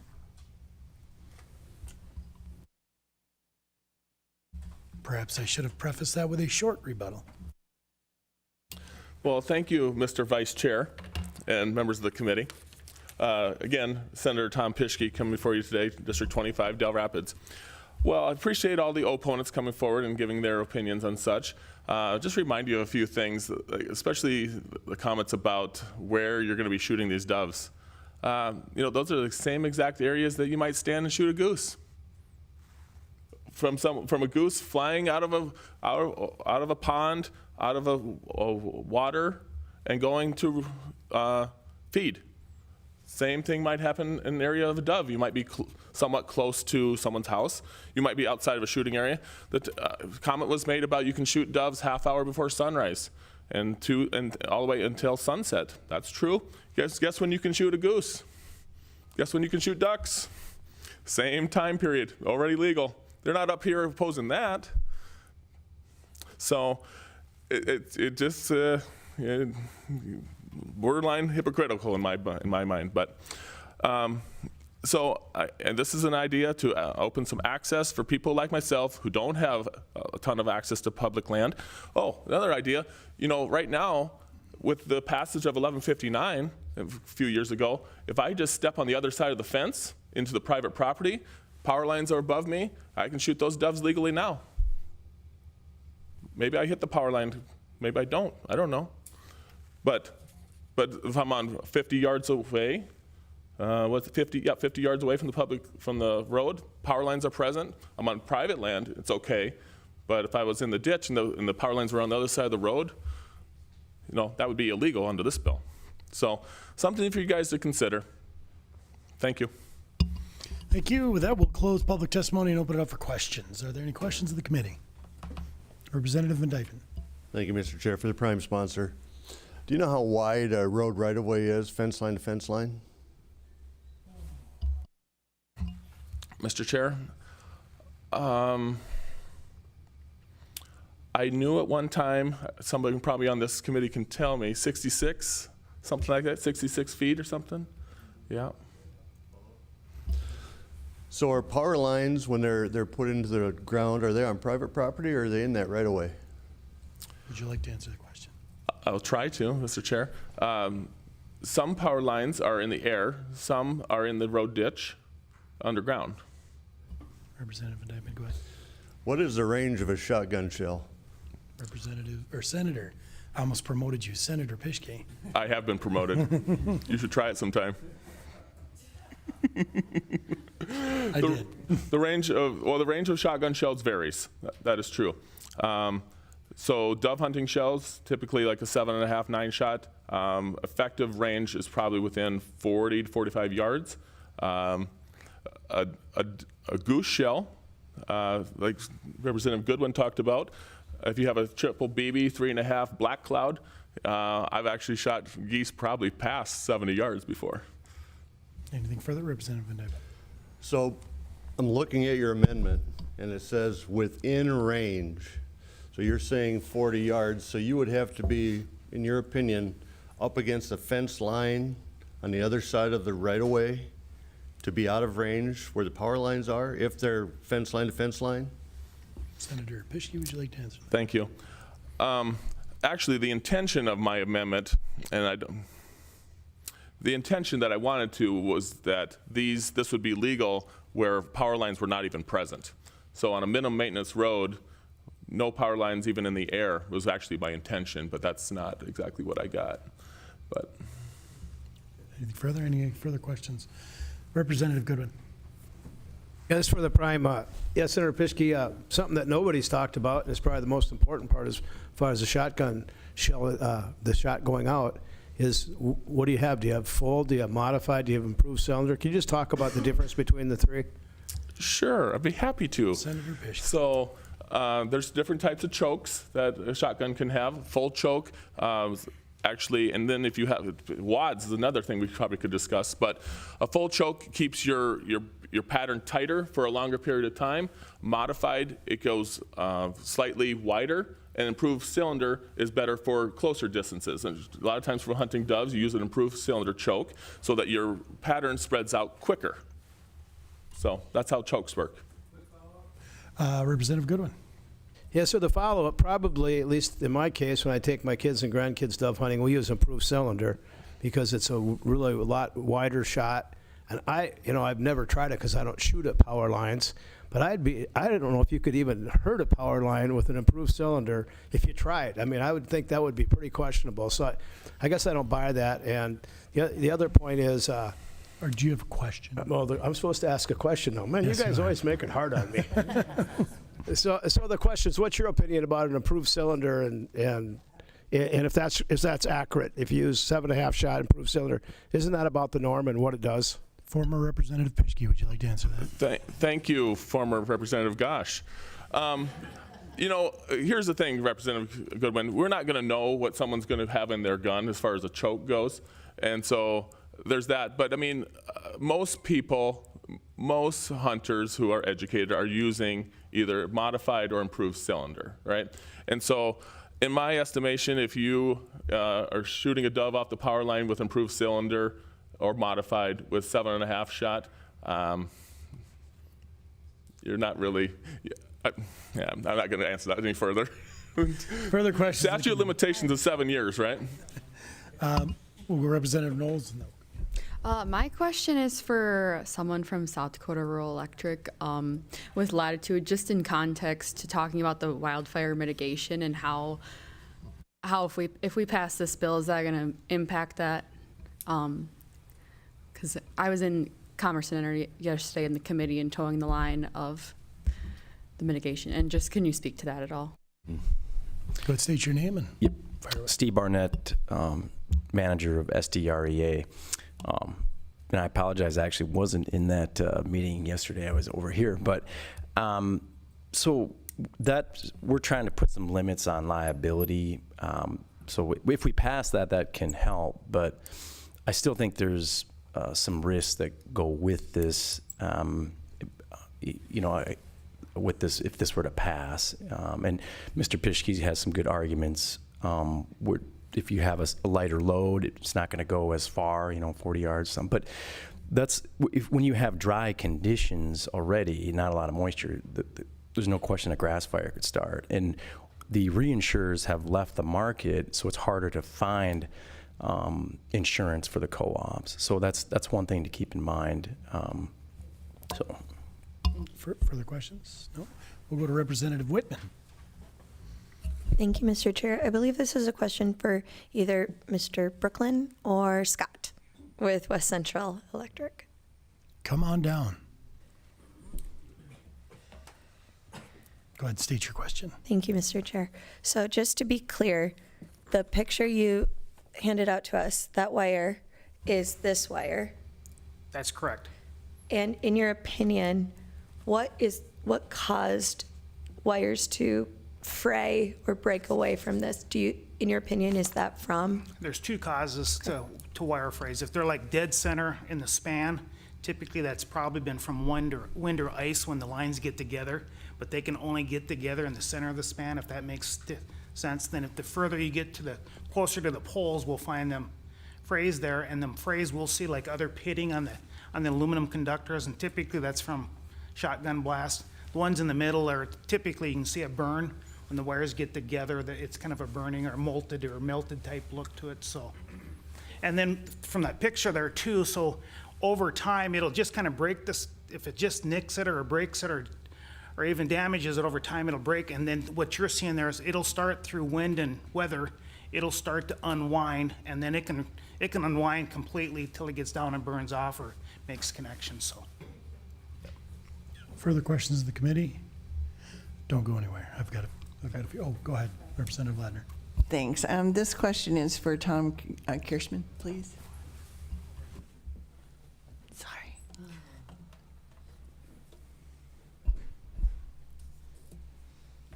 Good morning. Good morning. I have a couple of questions for you. With the amendment on this bill, in your opinion, how hard would that be to enforce? Is it enforceable? Mr. Kirschman. Through the chair. Representative Ladner, without being there at the time that an activity would take place, certainly would be very difficult or would present some challenges to enforce. And so typically when you have a scenario like that, it's going to have to be somebody sees it or you happen to be in that area and you witness it. So there would certainly be some challenges from the enforcement side of it, yes. Representative Ladner, any further questions? Follow up, please. We've heard a lot of reference between pheasant hunting, geese hunting. It's my understanding that pheasants don't normally light on electric lines, that they are more ground dwellers. Is that correct? Through the chair. Representative Ladner, correct, yes. From the pheasant perspective, when somebody is going to be hunting pheasants from the road right away, it is the vegetation, the cover in the ditch that they are walking through and hoping for the flush from there, correct? When you're talking about the activity of dove hunting and waterfowl hunting, it's going to be more of you're stationary, sitting in one spot, and then it's the activity of the birds coming from one area to another and quote unquote passing through that area. So there are two different activities, certainly. Will a pheasant sit on a power line? Yes. Is that the norm? No. From the hunting activity, there are differences. It's the activity of flushing the bird from the ground from a pheasant perspective. The dove and waterfowl would be the opposite. Anything further, Representative Letter? Any further questions of the committee before I start? No? Okay. All right. Representative May. Thank you, Mr. Chair, and this is for maybe the electric company. I'm just curious if there's any documentation on fraying from hunting. Go ahead and introduce yourself and fire away. Yes, Scott Kittleson with West Central Electric Operations Manager. We do document like all maintenance tickets, but we do not, we'll say if it's a fray or not, but we'd never document if it's caused from gunshots or from wind or ice or that such, so. Representative May. Further questions? Okay, well, I got you here. We'll start with you. Mr. Kittleson, you talked about fraying of wire, but these wires are attached to posts, I would assume, correct? Correct. And as they are attached to posts, what are they attached to? They are sitting on a porcelain insulator, and then there's another tie wire that they wrap around it that attaches it to the insulator itself. Typical span is about 270 feet. Okay. Most of our system is single phase too, so it's. So follow to that, how easy is it to shatter those insulators with a BB from a shotgun shell? The insulator, we're not too concerned about. High-powered rifles we are, but with a shotgun, we're not too concerned with that, so. Okay. We're more concerned with the wires. Okay, thank you. I've got, if I could bring Mr. Kirschman up here.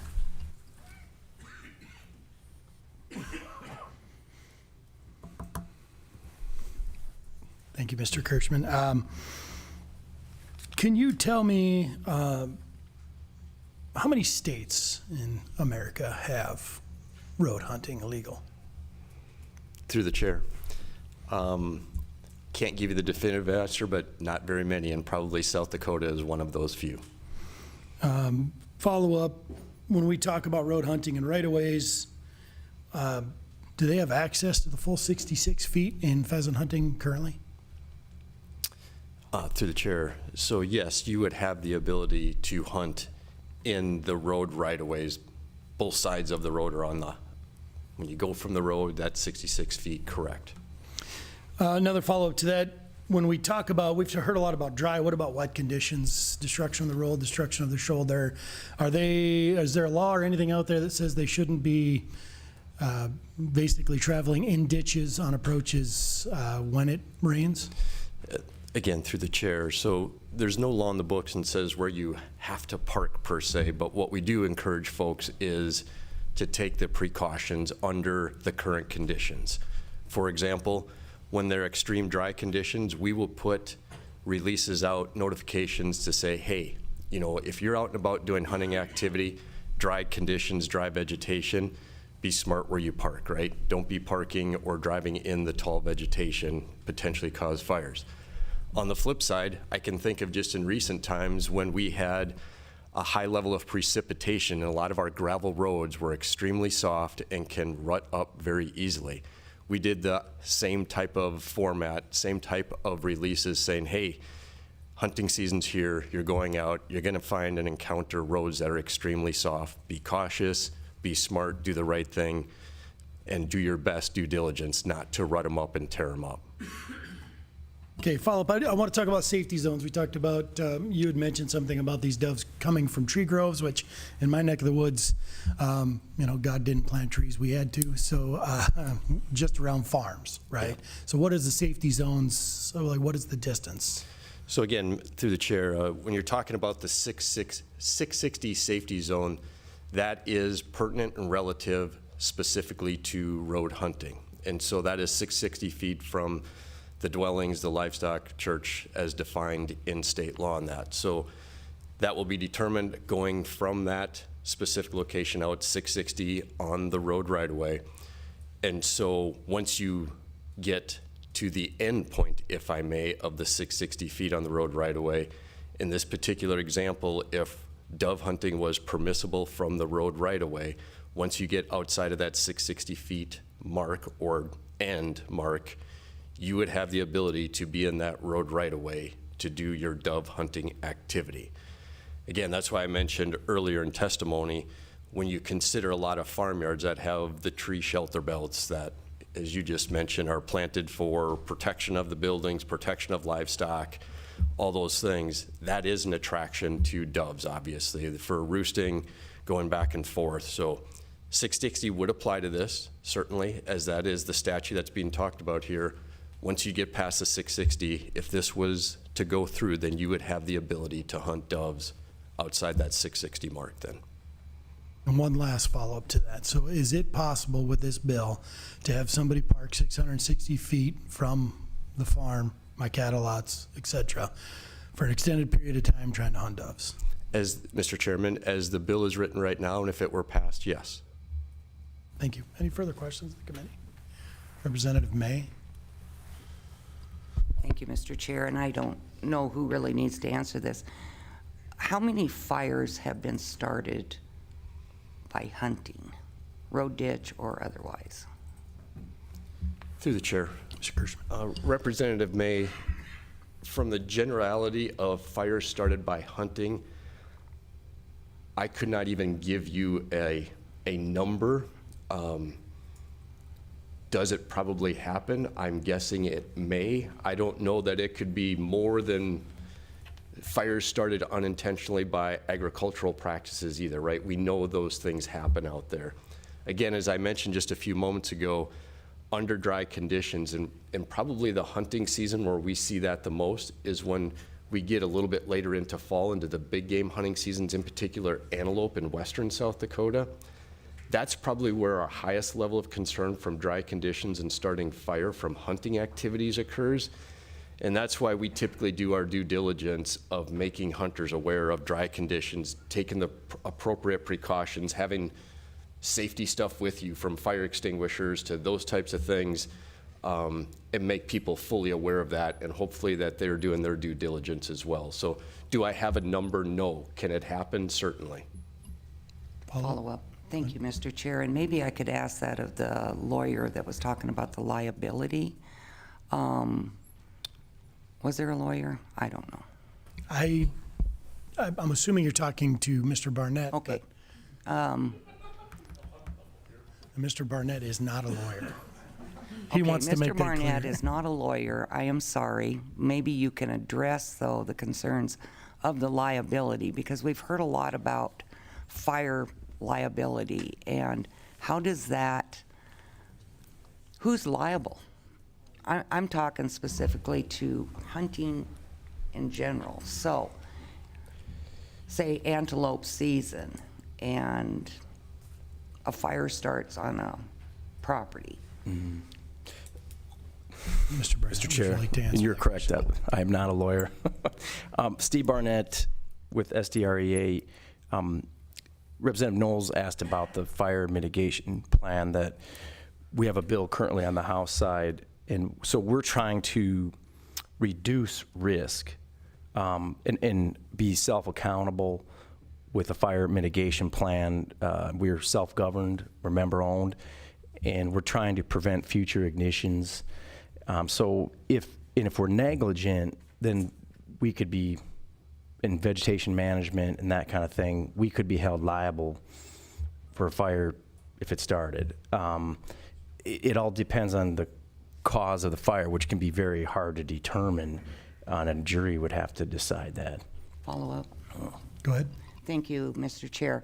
So what I'm trying to understand is we currently have all these hunting options available in South Dakota, whether it's in the ditches, in the pastures, whatever. So we issue license for people to hunt. They go out and hunt September to whatever, November, and a fire starts. So if the fire starts on your electric, if they shoot an electric line and start a fire, we get that. What I'm trying to understand is the litigation. As a state, we are issuing hunting license. So is the state responsible when a fire starts during hunting season? Or is it the property owner's liability? Who's liable if a fire starts? Representative Barnett, or Mr. Barnett, I'm You're giving me promoting too you much all over credit today. That's probably above my pay grade to answer that question. Would you like to ask that of Game Fish and Parks? Mr. Kirschman or a friend?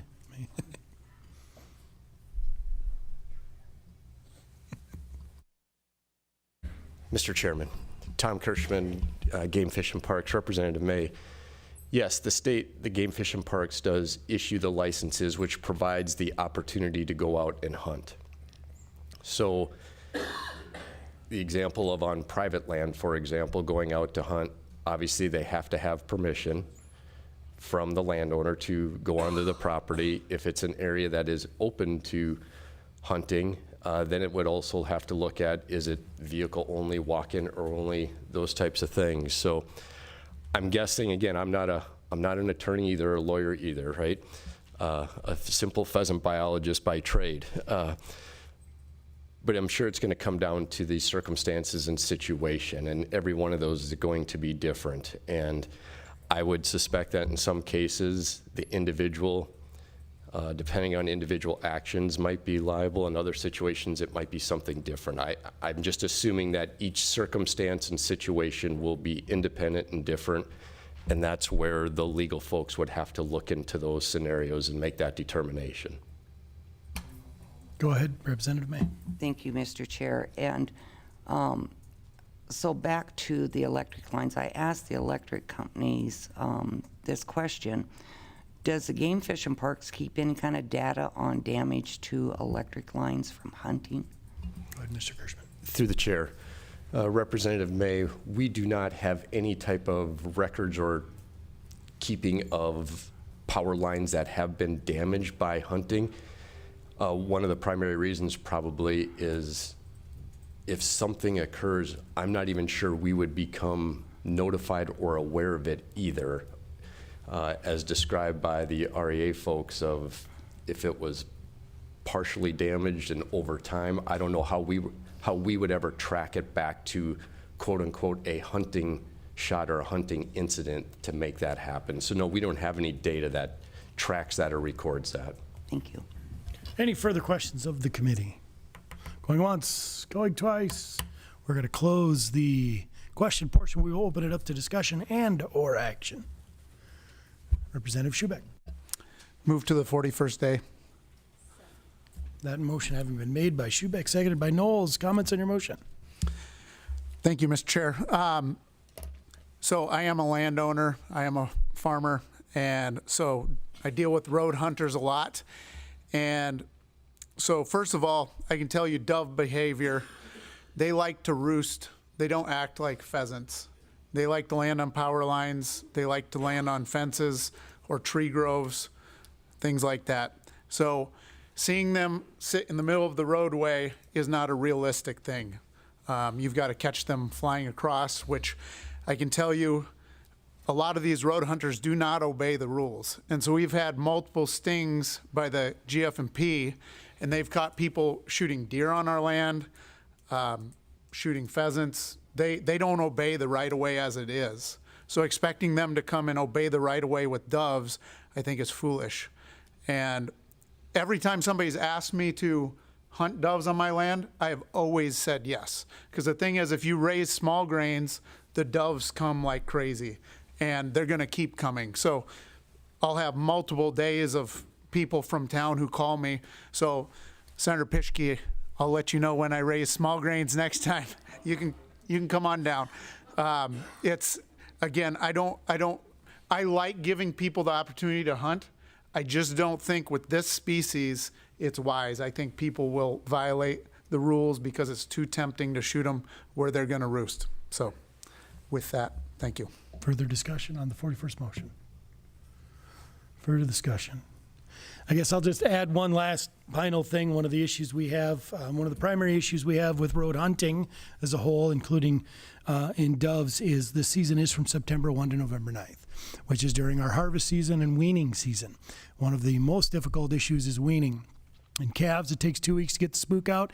Even then, they're still a pretty stupid animal. We've had situations where shotguns have been touched off, they've run through corrals, cost us a substantial amount of money, and in some situations damaged the actual livestock on their own. So that definitely has some concerns. The concerns I asked about wet roads, I do understand the fire danger, and I do appreciate that. We have more of an issue with if it does rain, which is very seldom where I live, but if it does rain, there's usually very little disregard for the gravel roads, for the shoulders. If I catch a shoulder that's rutted up with a semi, things get sketchy, and they get sketchy real fast. So we do have some serious issues with that. That being said, I would urge you to support the 41st day motion.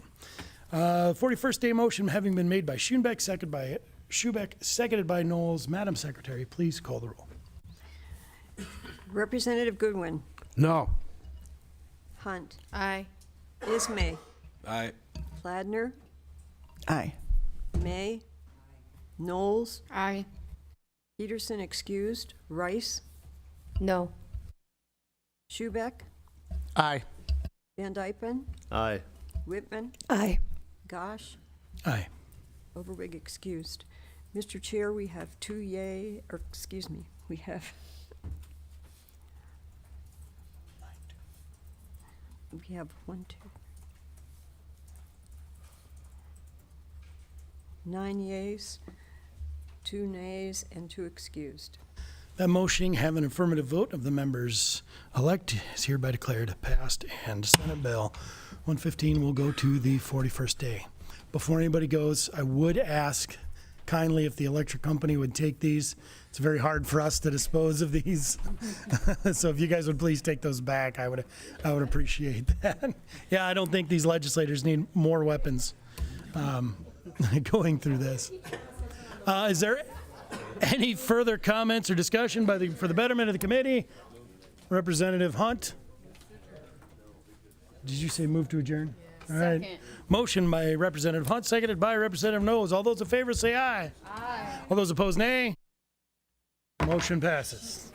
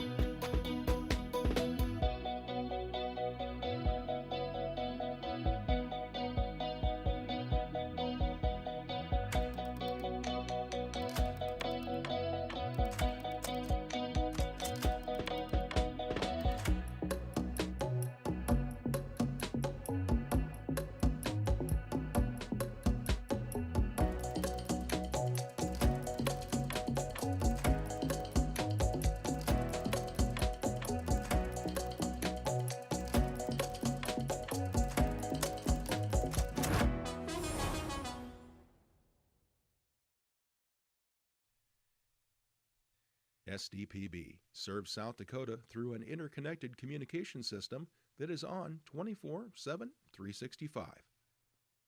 The first place for Amber Alerts, public safety announcements, and EAS messages. SDPB keeps public servants and citizens informed.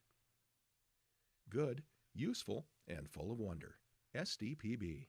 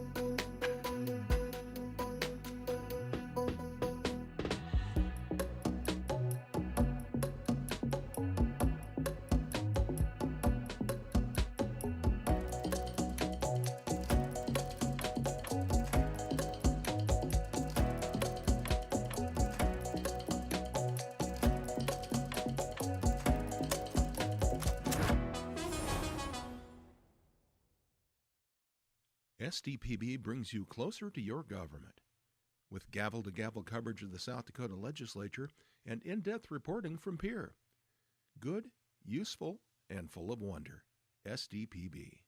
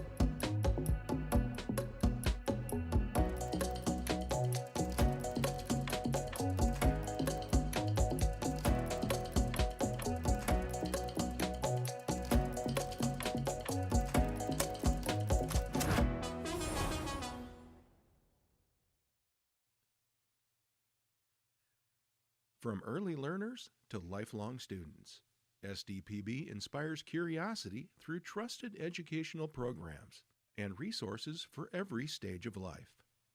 Good, useful, and full of wonder. SDPB.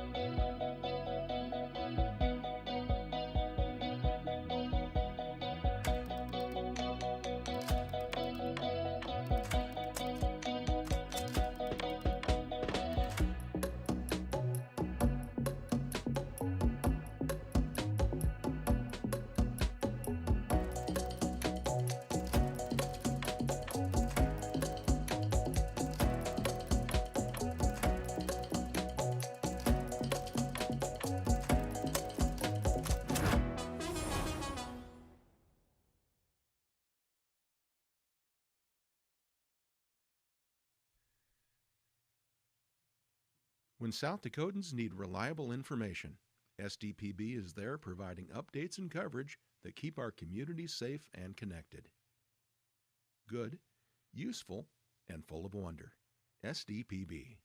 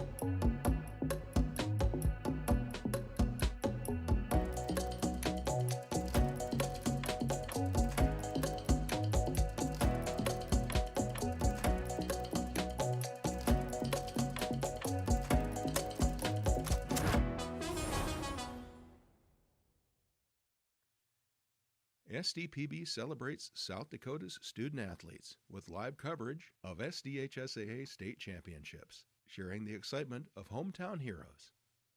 SDPB. Good, useful, and full of wonder.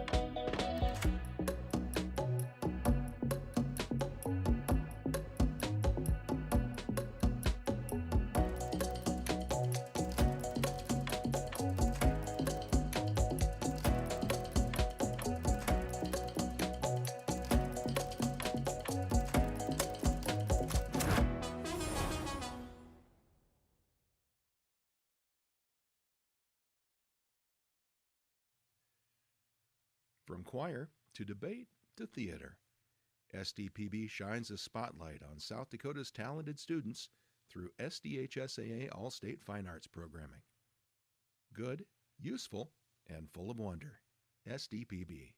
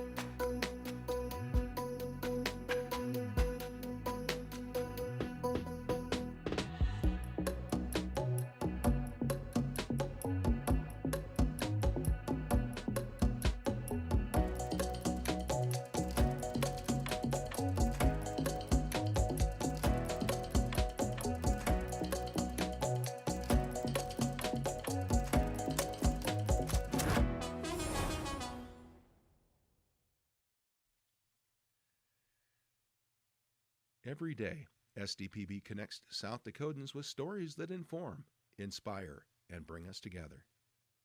SDPB, good, useful, and full of wonder.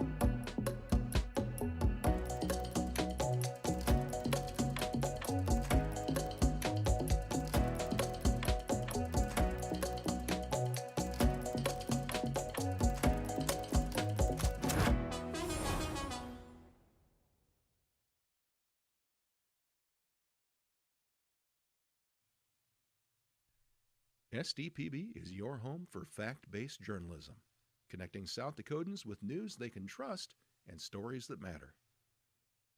Good, useful, and full of wonder. SDPB.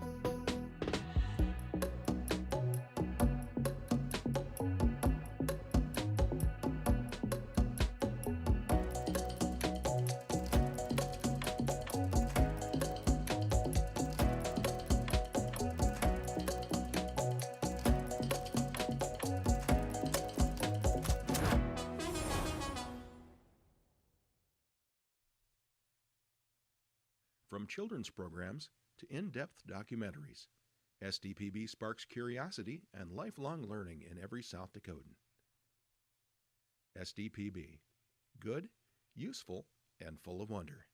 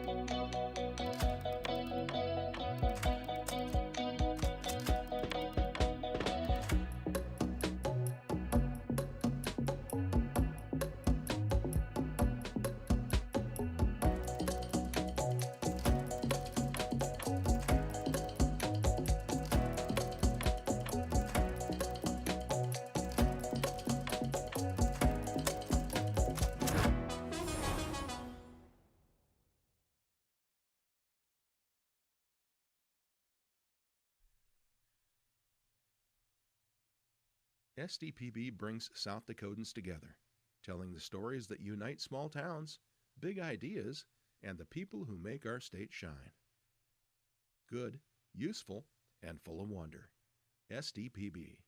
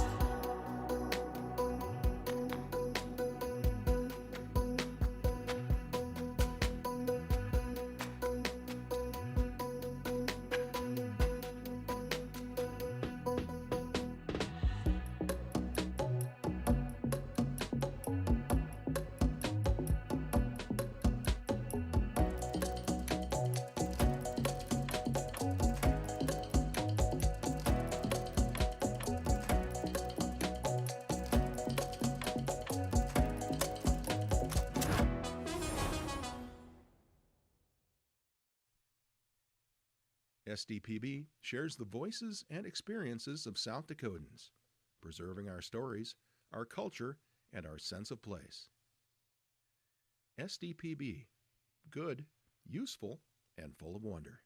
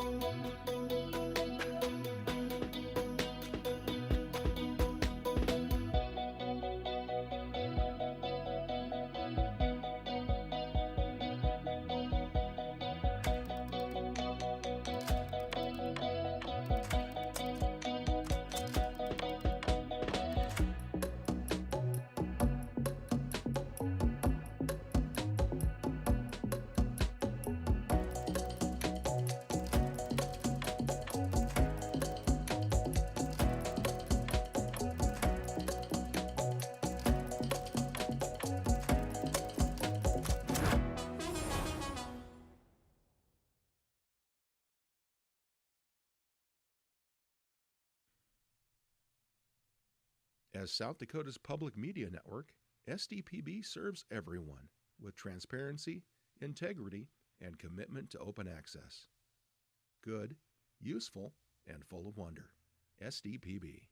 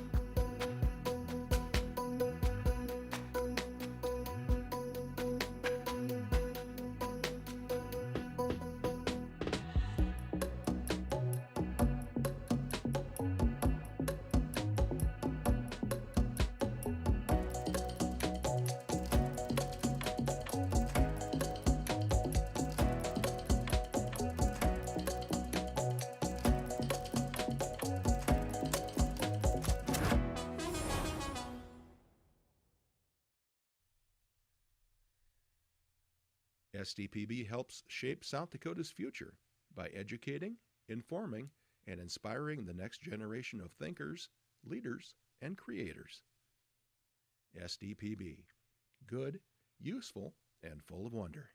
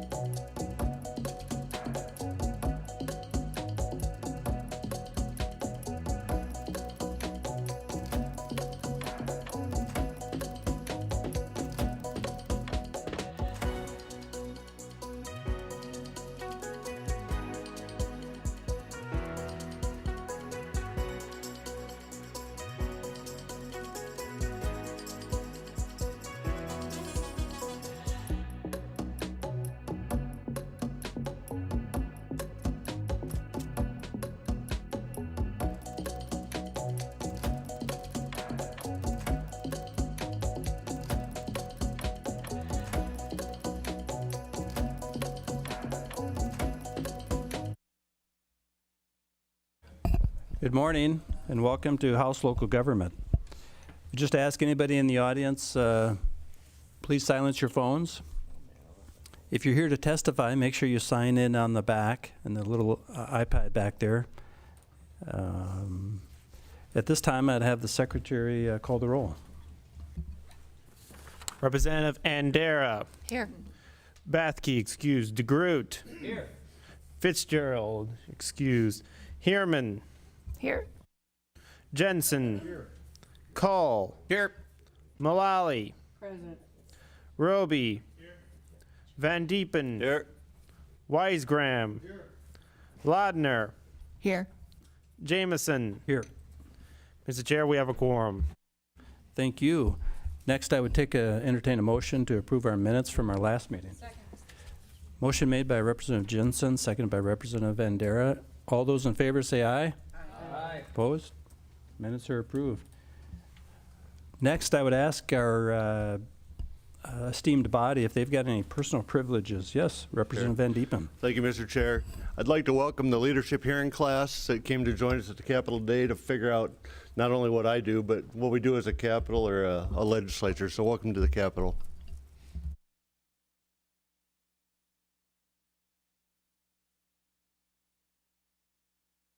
Next, if I could have our pages come up and introduce themselves, tell us what their future plans are.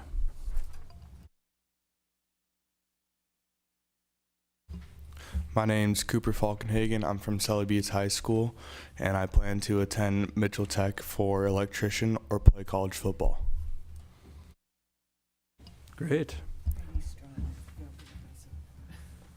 Looks like we have another page running an errand for somebody. We'll have. Madam, Mr. Chair, she's running down to see if my cell phone's here. See? Somebody needs help. Well, we'll get started right away, though, and oops. With Senate Bill 236, create the County and Township Infrastructure Fund for the accounting, safekeeping, and allocation of unobligated rural access infrastructure fund monies. Proponents, please come forward. Welcome, Mr. Senator. Thank you, Mr. Chair and members of the committee. District 1 State Senator Mike Roll. And before us today is Senate Bill 236. And really what Senate Bill 236 is doing is it's setting up a separate account at the state level. So when we're sending these rural infrastructure dollars out to be used, any time that any of them might not be used, it'll allow it every third year to be swept back and placed in this account so then they can be redistributed. And that way when we're doing this, we don't have to send this money out if some of it's not used. Currently it'd be reverted back to the general fund. Since we obviously appropriated these dollars for the use, this is just a better system to be able to recycle those dollars, making sure that they're actually being used for the purpose in which we appropriated them for. So I would ask the body to please support the bill. Thank you. Any further proponents to Senate Bill 236?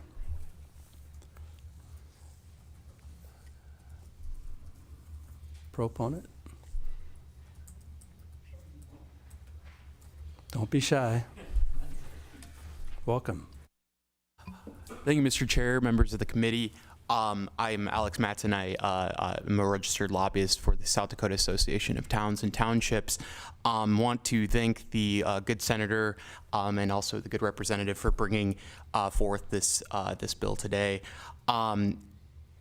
The Senate Bill 236 is essentially the solution to a problem that where some counties do have already spent through their RAFE dollars and have zeroed out their accounts, whereas other counties are more flush with their funds and do not have as many projects on their queue. And so instead of going and asking the taxpayer for more money each and every year, we thought that this was a more fiscally responsible approach to take those dollars that are already earmarked and recycle them for the use that they were intended for. So this is essentially a fiscal solution to that problem, and the counties and townships are both responsible for thousands of miles of roads and bridges that serve agriculture, school transportation, rural emergency services, and multiple uses of commerce. And so essentially because of the nature of that and how vital those services are, and how vital the RAFE program has been to rural South Dakota, we kindly urge your support for Senate Bill 236, and yeah, I'll stand by for questions. Thank you. Thank you. Any further proponents? Good morning. Good morning. My name is Chris Jacobson, and I serve as Executive Director for the South Dakota Association of County Commissioners. The Rural Access Infrastructure Fund is very beneficial for our counties and townships when replacing and repairing large culverts and small bridges on our farm-to-market roads. So we support a way to redistribute those funds in high-use areas, and we ask for your favorable support of Senate Bill 236. Thank you. Thank you. Any further proponents? I think we have one online. Dustin, can you hear us? Yeah, Mr. Chair, can you hear me? Yes. Please introduce yourself and proceed. Thank you, Mr. Chair and members of the committee. Dustin Lyseth, Vice President with the South Dakota Association of Towns and Townships. I'm here in support of 236 for this reversion of unused funds as stated in the bill for every third year starting in 2029. As the others, as Alec and Senator Roll have explained, is there are unused funds out there in certain counties, and there are counties that have used all of them. Myself, I live in Hamlin County, and our county utilized all of them last year, so now we're 1 full year without any funding toward our county. And through a survey that our association has done, and based on respondents, about 25% of the townships are with $0. Those surveyed, I can list at least 13 besides my county, and there's several that are under 50,000. Just as a reference, there was a total of $31 million appropriated over time once RAFE was established. So there's very limited funds left, but there are a few counties that do have excess, and as stated, that is because they've had less structures that were in poor critical condition than other counties to repair or replace. So with that, I would stand by for question, but ask for a favorable do pass on this bill. Thank you. Thank you. Any further opponents? Or are there any opponents to 236? Seeing none, I'll waive the rebuttal. We don't really need it. Move right into committee questions. Any questions about Senate Bill 236? Anybody? Representative Mullally. Thank you for the prime.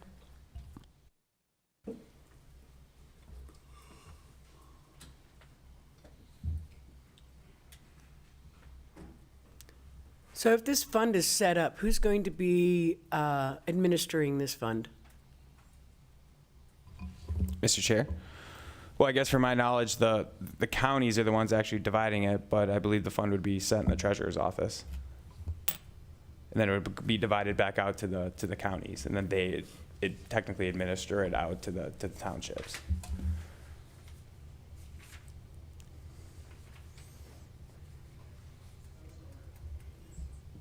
I'll hold. Okay, any other questions? All right, seeing none, how about move into committee discussion? Representative Van Diepen. Can I make a motion at this time? Yes, sir. Do pass. We have a do pass motion by Representative Van Diepen, seconded by Representative Jensen. Any comments about your motion? Thank you, Mr. Chair. This seems pretty obvious that we're trying to use the dollars that are actually allocated. Counties that are still in need of funds to fix their bridges, their township roads, their culverts. What we're doing is taking the money from some counties and townships that just have the money sitting in a bank. We're reverting it back to the state so it can be reallocated under the state formula back to the counties and townships to be used. We're not reinventing anything. We're just trying to utilize the money that's already been obligated by the state to these areas and spread it across the state where it's needed. Representative Jensen. Yes, I would totally agree with those comments, and the fact, just the good senator's swagger and self-confidence and no notes, that alone should get him a positive vote, I would think. Thank you. Nice swagger. Okay, so we have a do pass motion. Mr. Secretary, please call the roll. Representative Andera. Aye. Bathke, excused. DeGroot. Aye. Fitzgerald, excused. Heerman. Aye. Jensen. Aye. Cull. Aye. Mullally. No. Roby. Aye. Van Diepen. Aye. Weisgram. Aye. Lodner. Aye. Jameson. Aye. Mr. Chair, there are 10 yeas, 1 nay, 2 excused. That do pass motion for Senate Bill 236 passes. Next, we'll go to Senate Bill 237. Require that counties provide written notice to township supervisors of conditional use applications and appeals. Proponent testimony. Welcome. Good morning. And good morning, Mr. Chair, members of the committee, Representative Kevin Van Diepen, District 22 out of Huron. Senate Bill 237 is asking for counties to give townships a 10-day notice when dealing with any conditional use permits or appeals to those permits. it has to be a township that's registered with a county auditor, and the auditor would then send a notice out to the townships of any of the conditional use applications or appeals, and they just want to have their voice heard when it comes to these conditional use permits. It's not asking for a lot, just a 10-day notice. The counties and townships have all agreed on this, so it should be pretty simple. Oh, no, don't say that. Don't say that. Are you done? Further proponents to Senate Bill 237.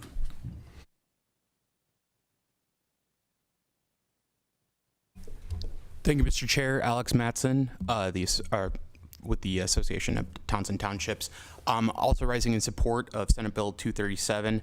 It's said, sometimes that when people try to find common ground, it's only a matter of time before someone complains about the soil quality.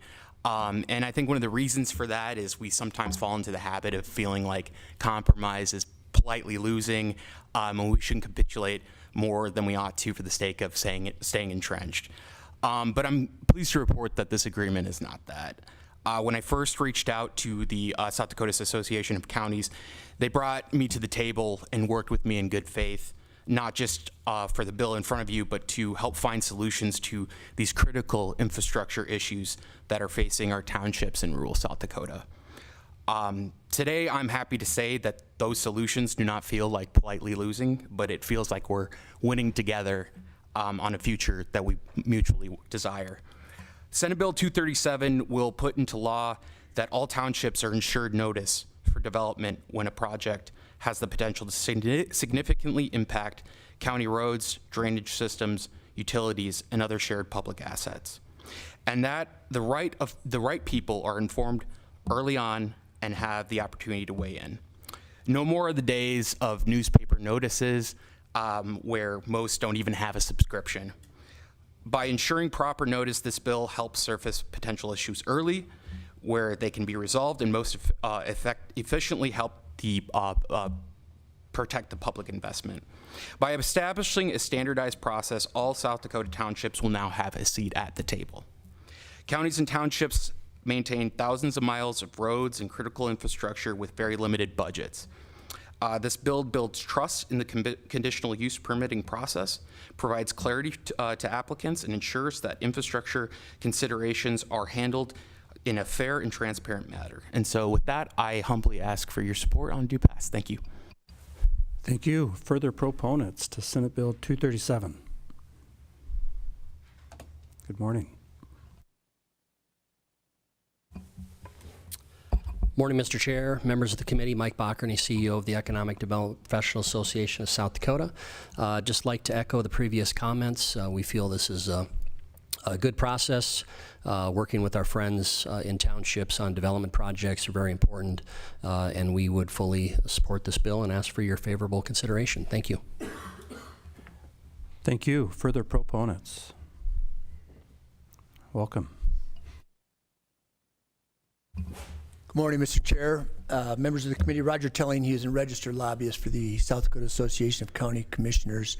I just realized I haven't registered yet, but I will do so as soon as I finish. I'm here really just to offer a me too on behalf of the counties. We appreciate the willingness on the part of the townships and the sponsors of this bill to work together to come up with language that we can live with and they can live with, and we think it's a good bill. Giving notice to townships of conditional use permits or changes in zoning seems to only make sense when it affects their property as well. So we would encourage your support. Thank you. Further proponents to Senate Bill 237. See nobody else in the room. We do have one online testimony with Dustin. Dustin, can you hear us? Yes, Mr. Chair. Go ahead, introduce yourself, proceed. Yeah, Mr. Chair, members of the committee, Dustin Lyseth, Vice President with the South Dakota Association of Towns and Townships. Today, townships are asking the state legislature to help improve the county zoning and planning process with townships when it comes to conditional use permits in their county. Townships are seeking direct advance notice of conditional use permit applications, not the same notice given to the public as published in local newspaper, where citizens may or may not see it, mainly because not everyone in any given county has a subscription to their local paper. Also, conditional use permit requests have changed dramatically in size and scope in this past decade. As an example, a dairy isn't 500 cows anymore. It's 10,000 cows, up to 25,000 cows even.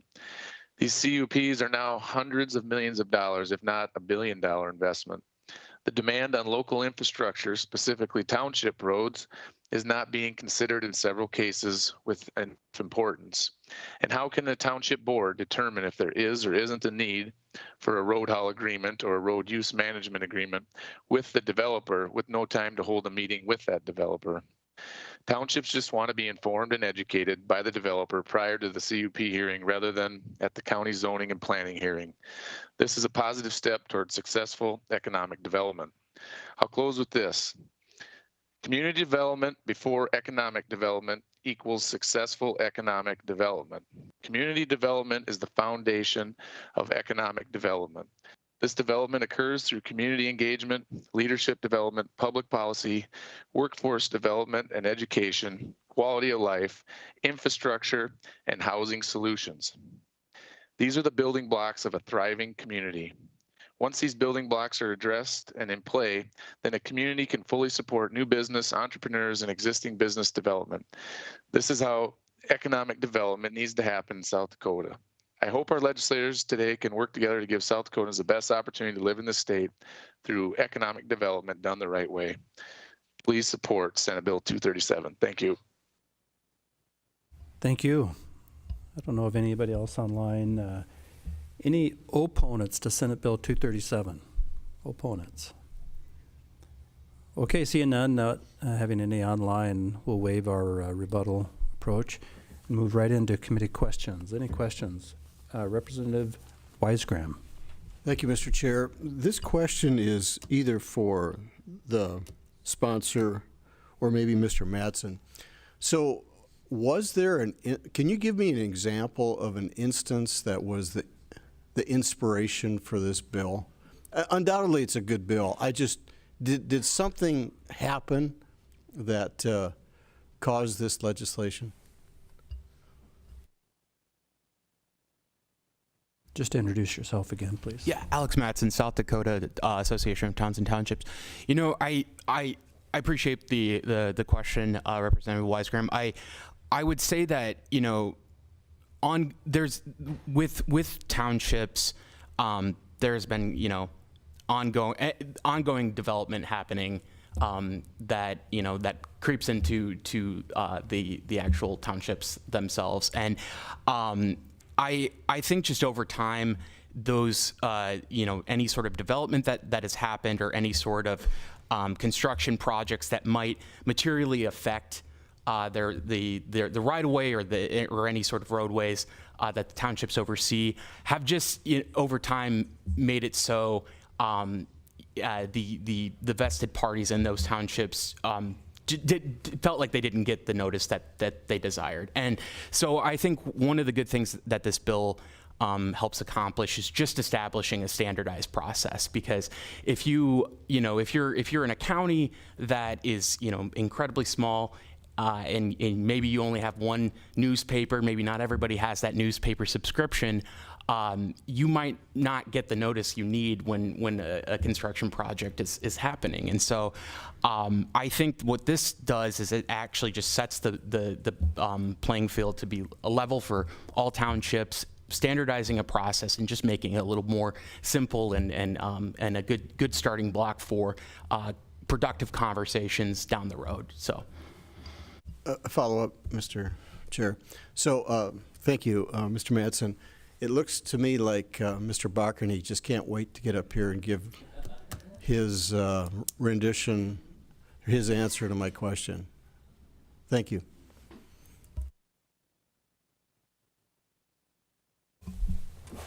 Mr. Chair. Thank you for the question. It's a great question.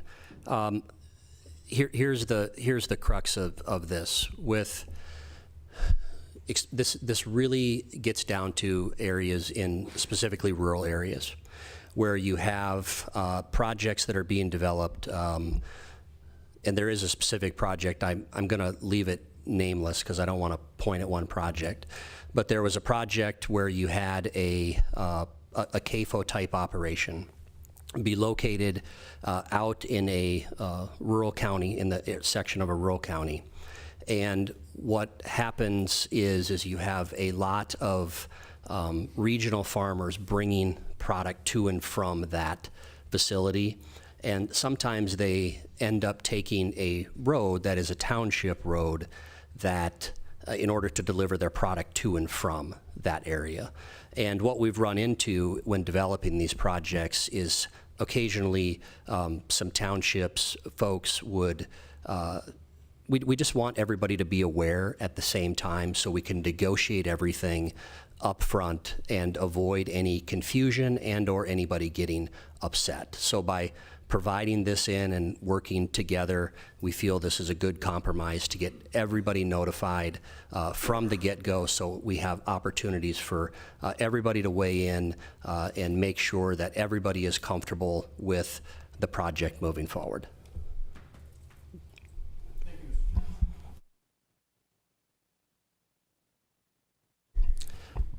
Mr. Chair, Mike Bockerney, CEO of the Economic Development Professional Association. Representative Cole. That brings up a question for me, and I don't know if it pertains to this bill or not, but when that extra traffic is on those roads, and townships have sometimes limited finances for repairing or maintaining those roads, how is that addressed? If suddenly you have a lot of vehicles tearing up a particular road, that can draw money from other parts of that township just to address that small section. How is that handled today? Mr. Chair, Mike Bockerney, CEO of Economic Development Professional Association. One of the good things about this bill is it allows us to address that up front. Representative, thank you for the question. Traditionally what happens is you end up with what we encourage our members to do and those entities developing these projects. If a project is going to move forward and require traffic down a township road, we have seen in many instances now where the developer of the project actually will supply on an annual basis dollars to upkeep and provide that road as being acceptable, passable, make sure that it works for everybody as a result of that project. And there's just usually a condition on that if they supply dollars for that particular township road, that it has to be used for that township road and not maintenance or repair of other areas. And that's worked rather well. Any further questions from the committee? Representative Jensen. For the sponsor, thank you.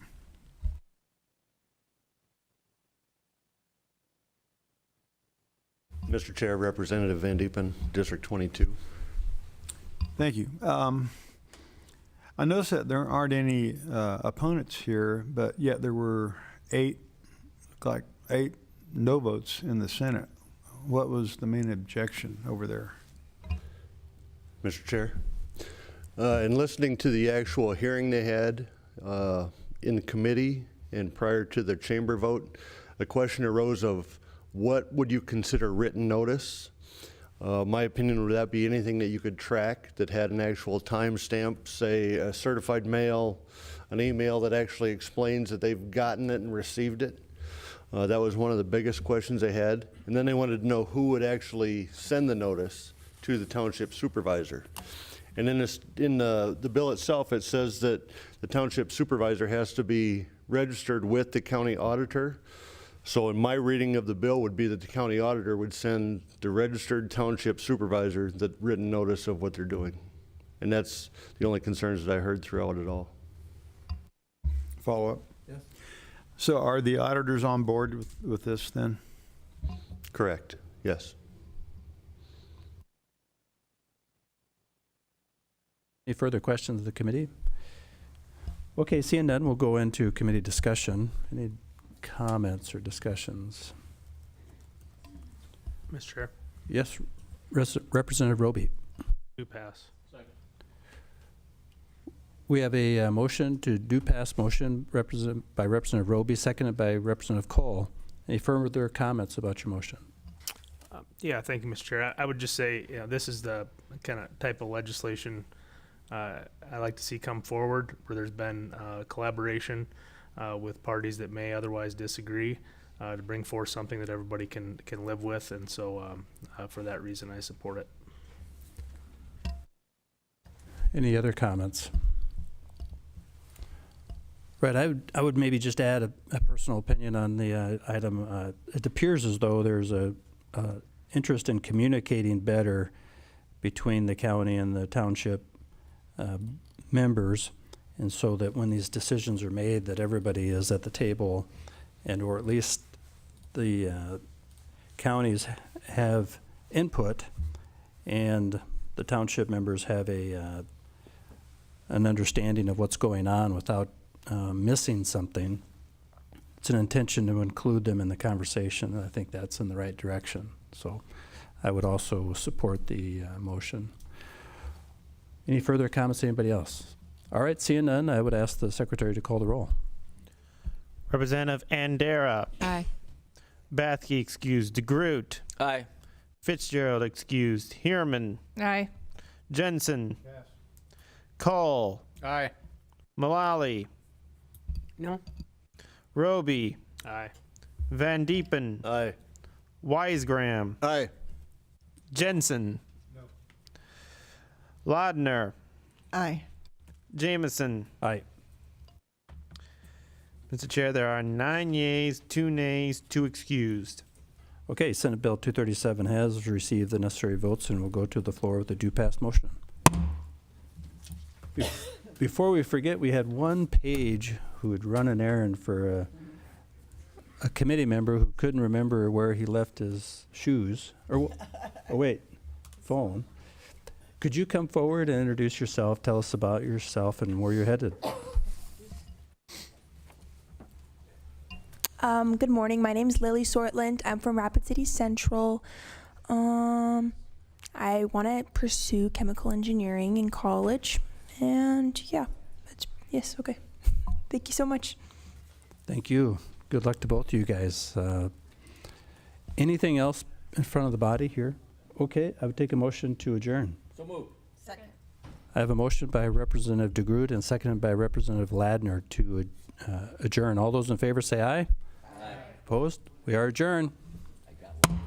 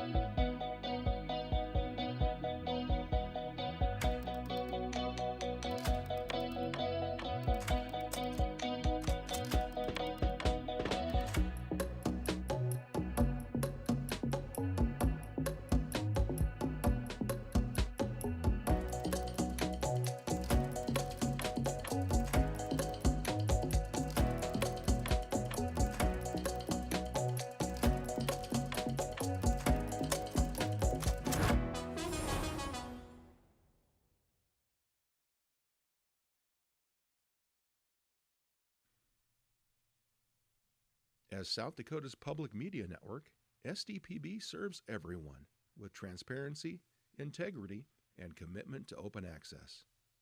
Good, useful, and full of wonder. SDPB.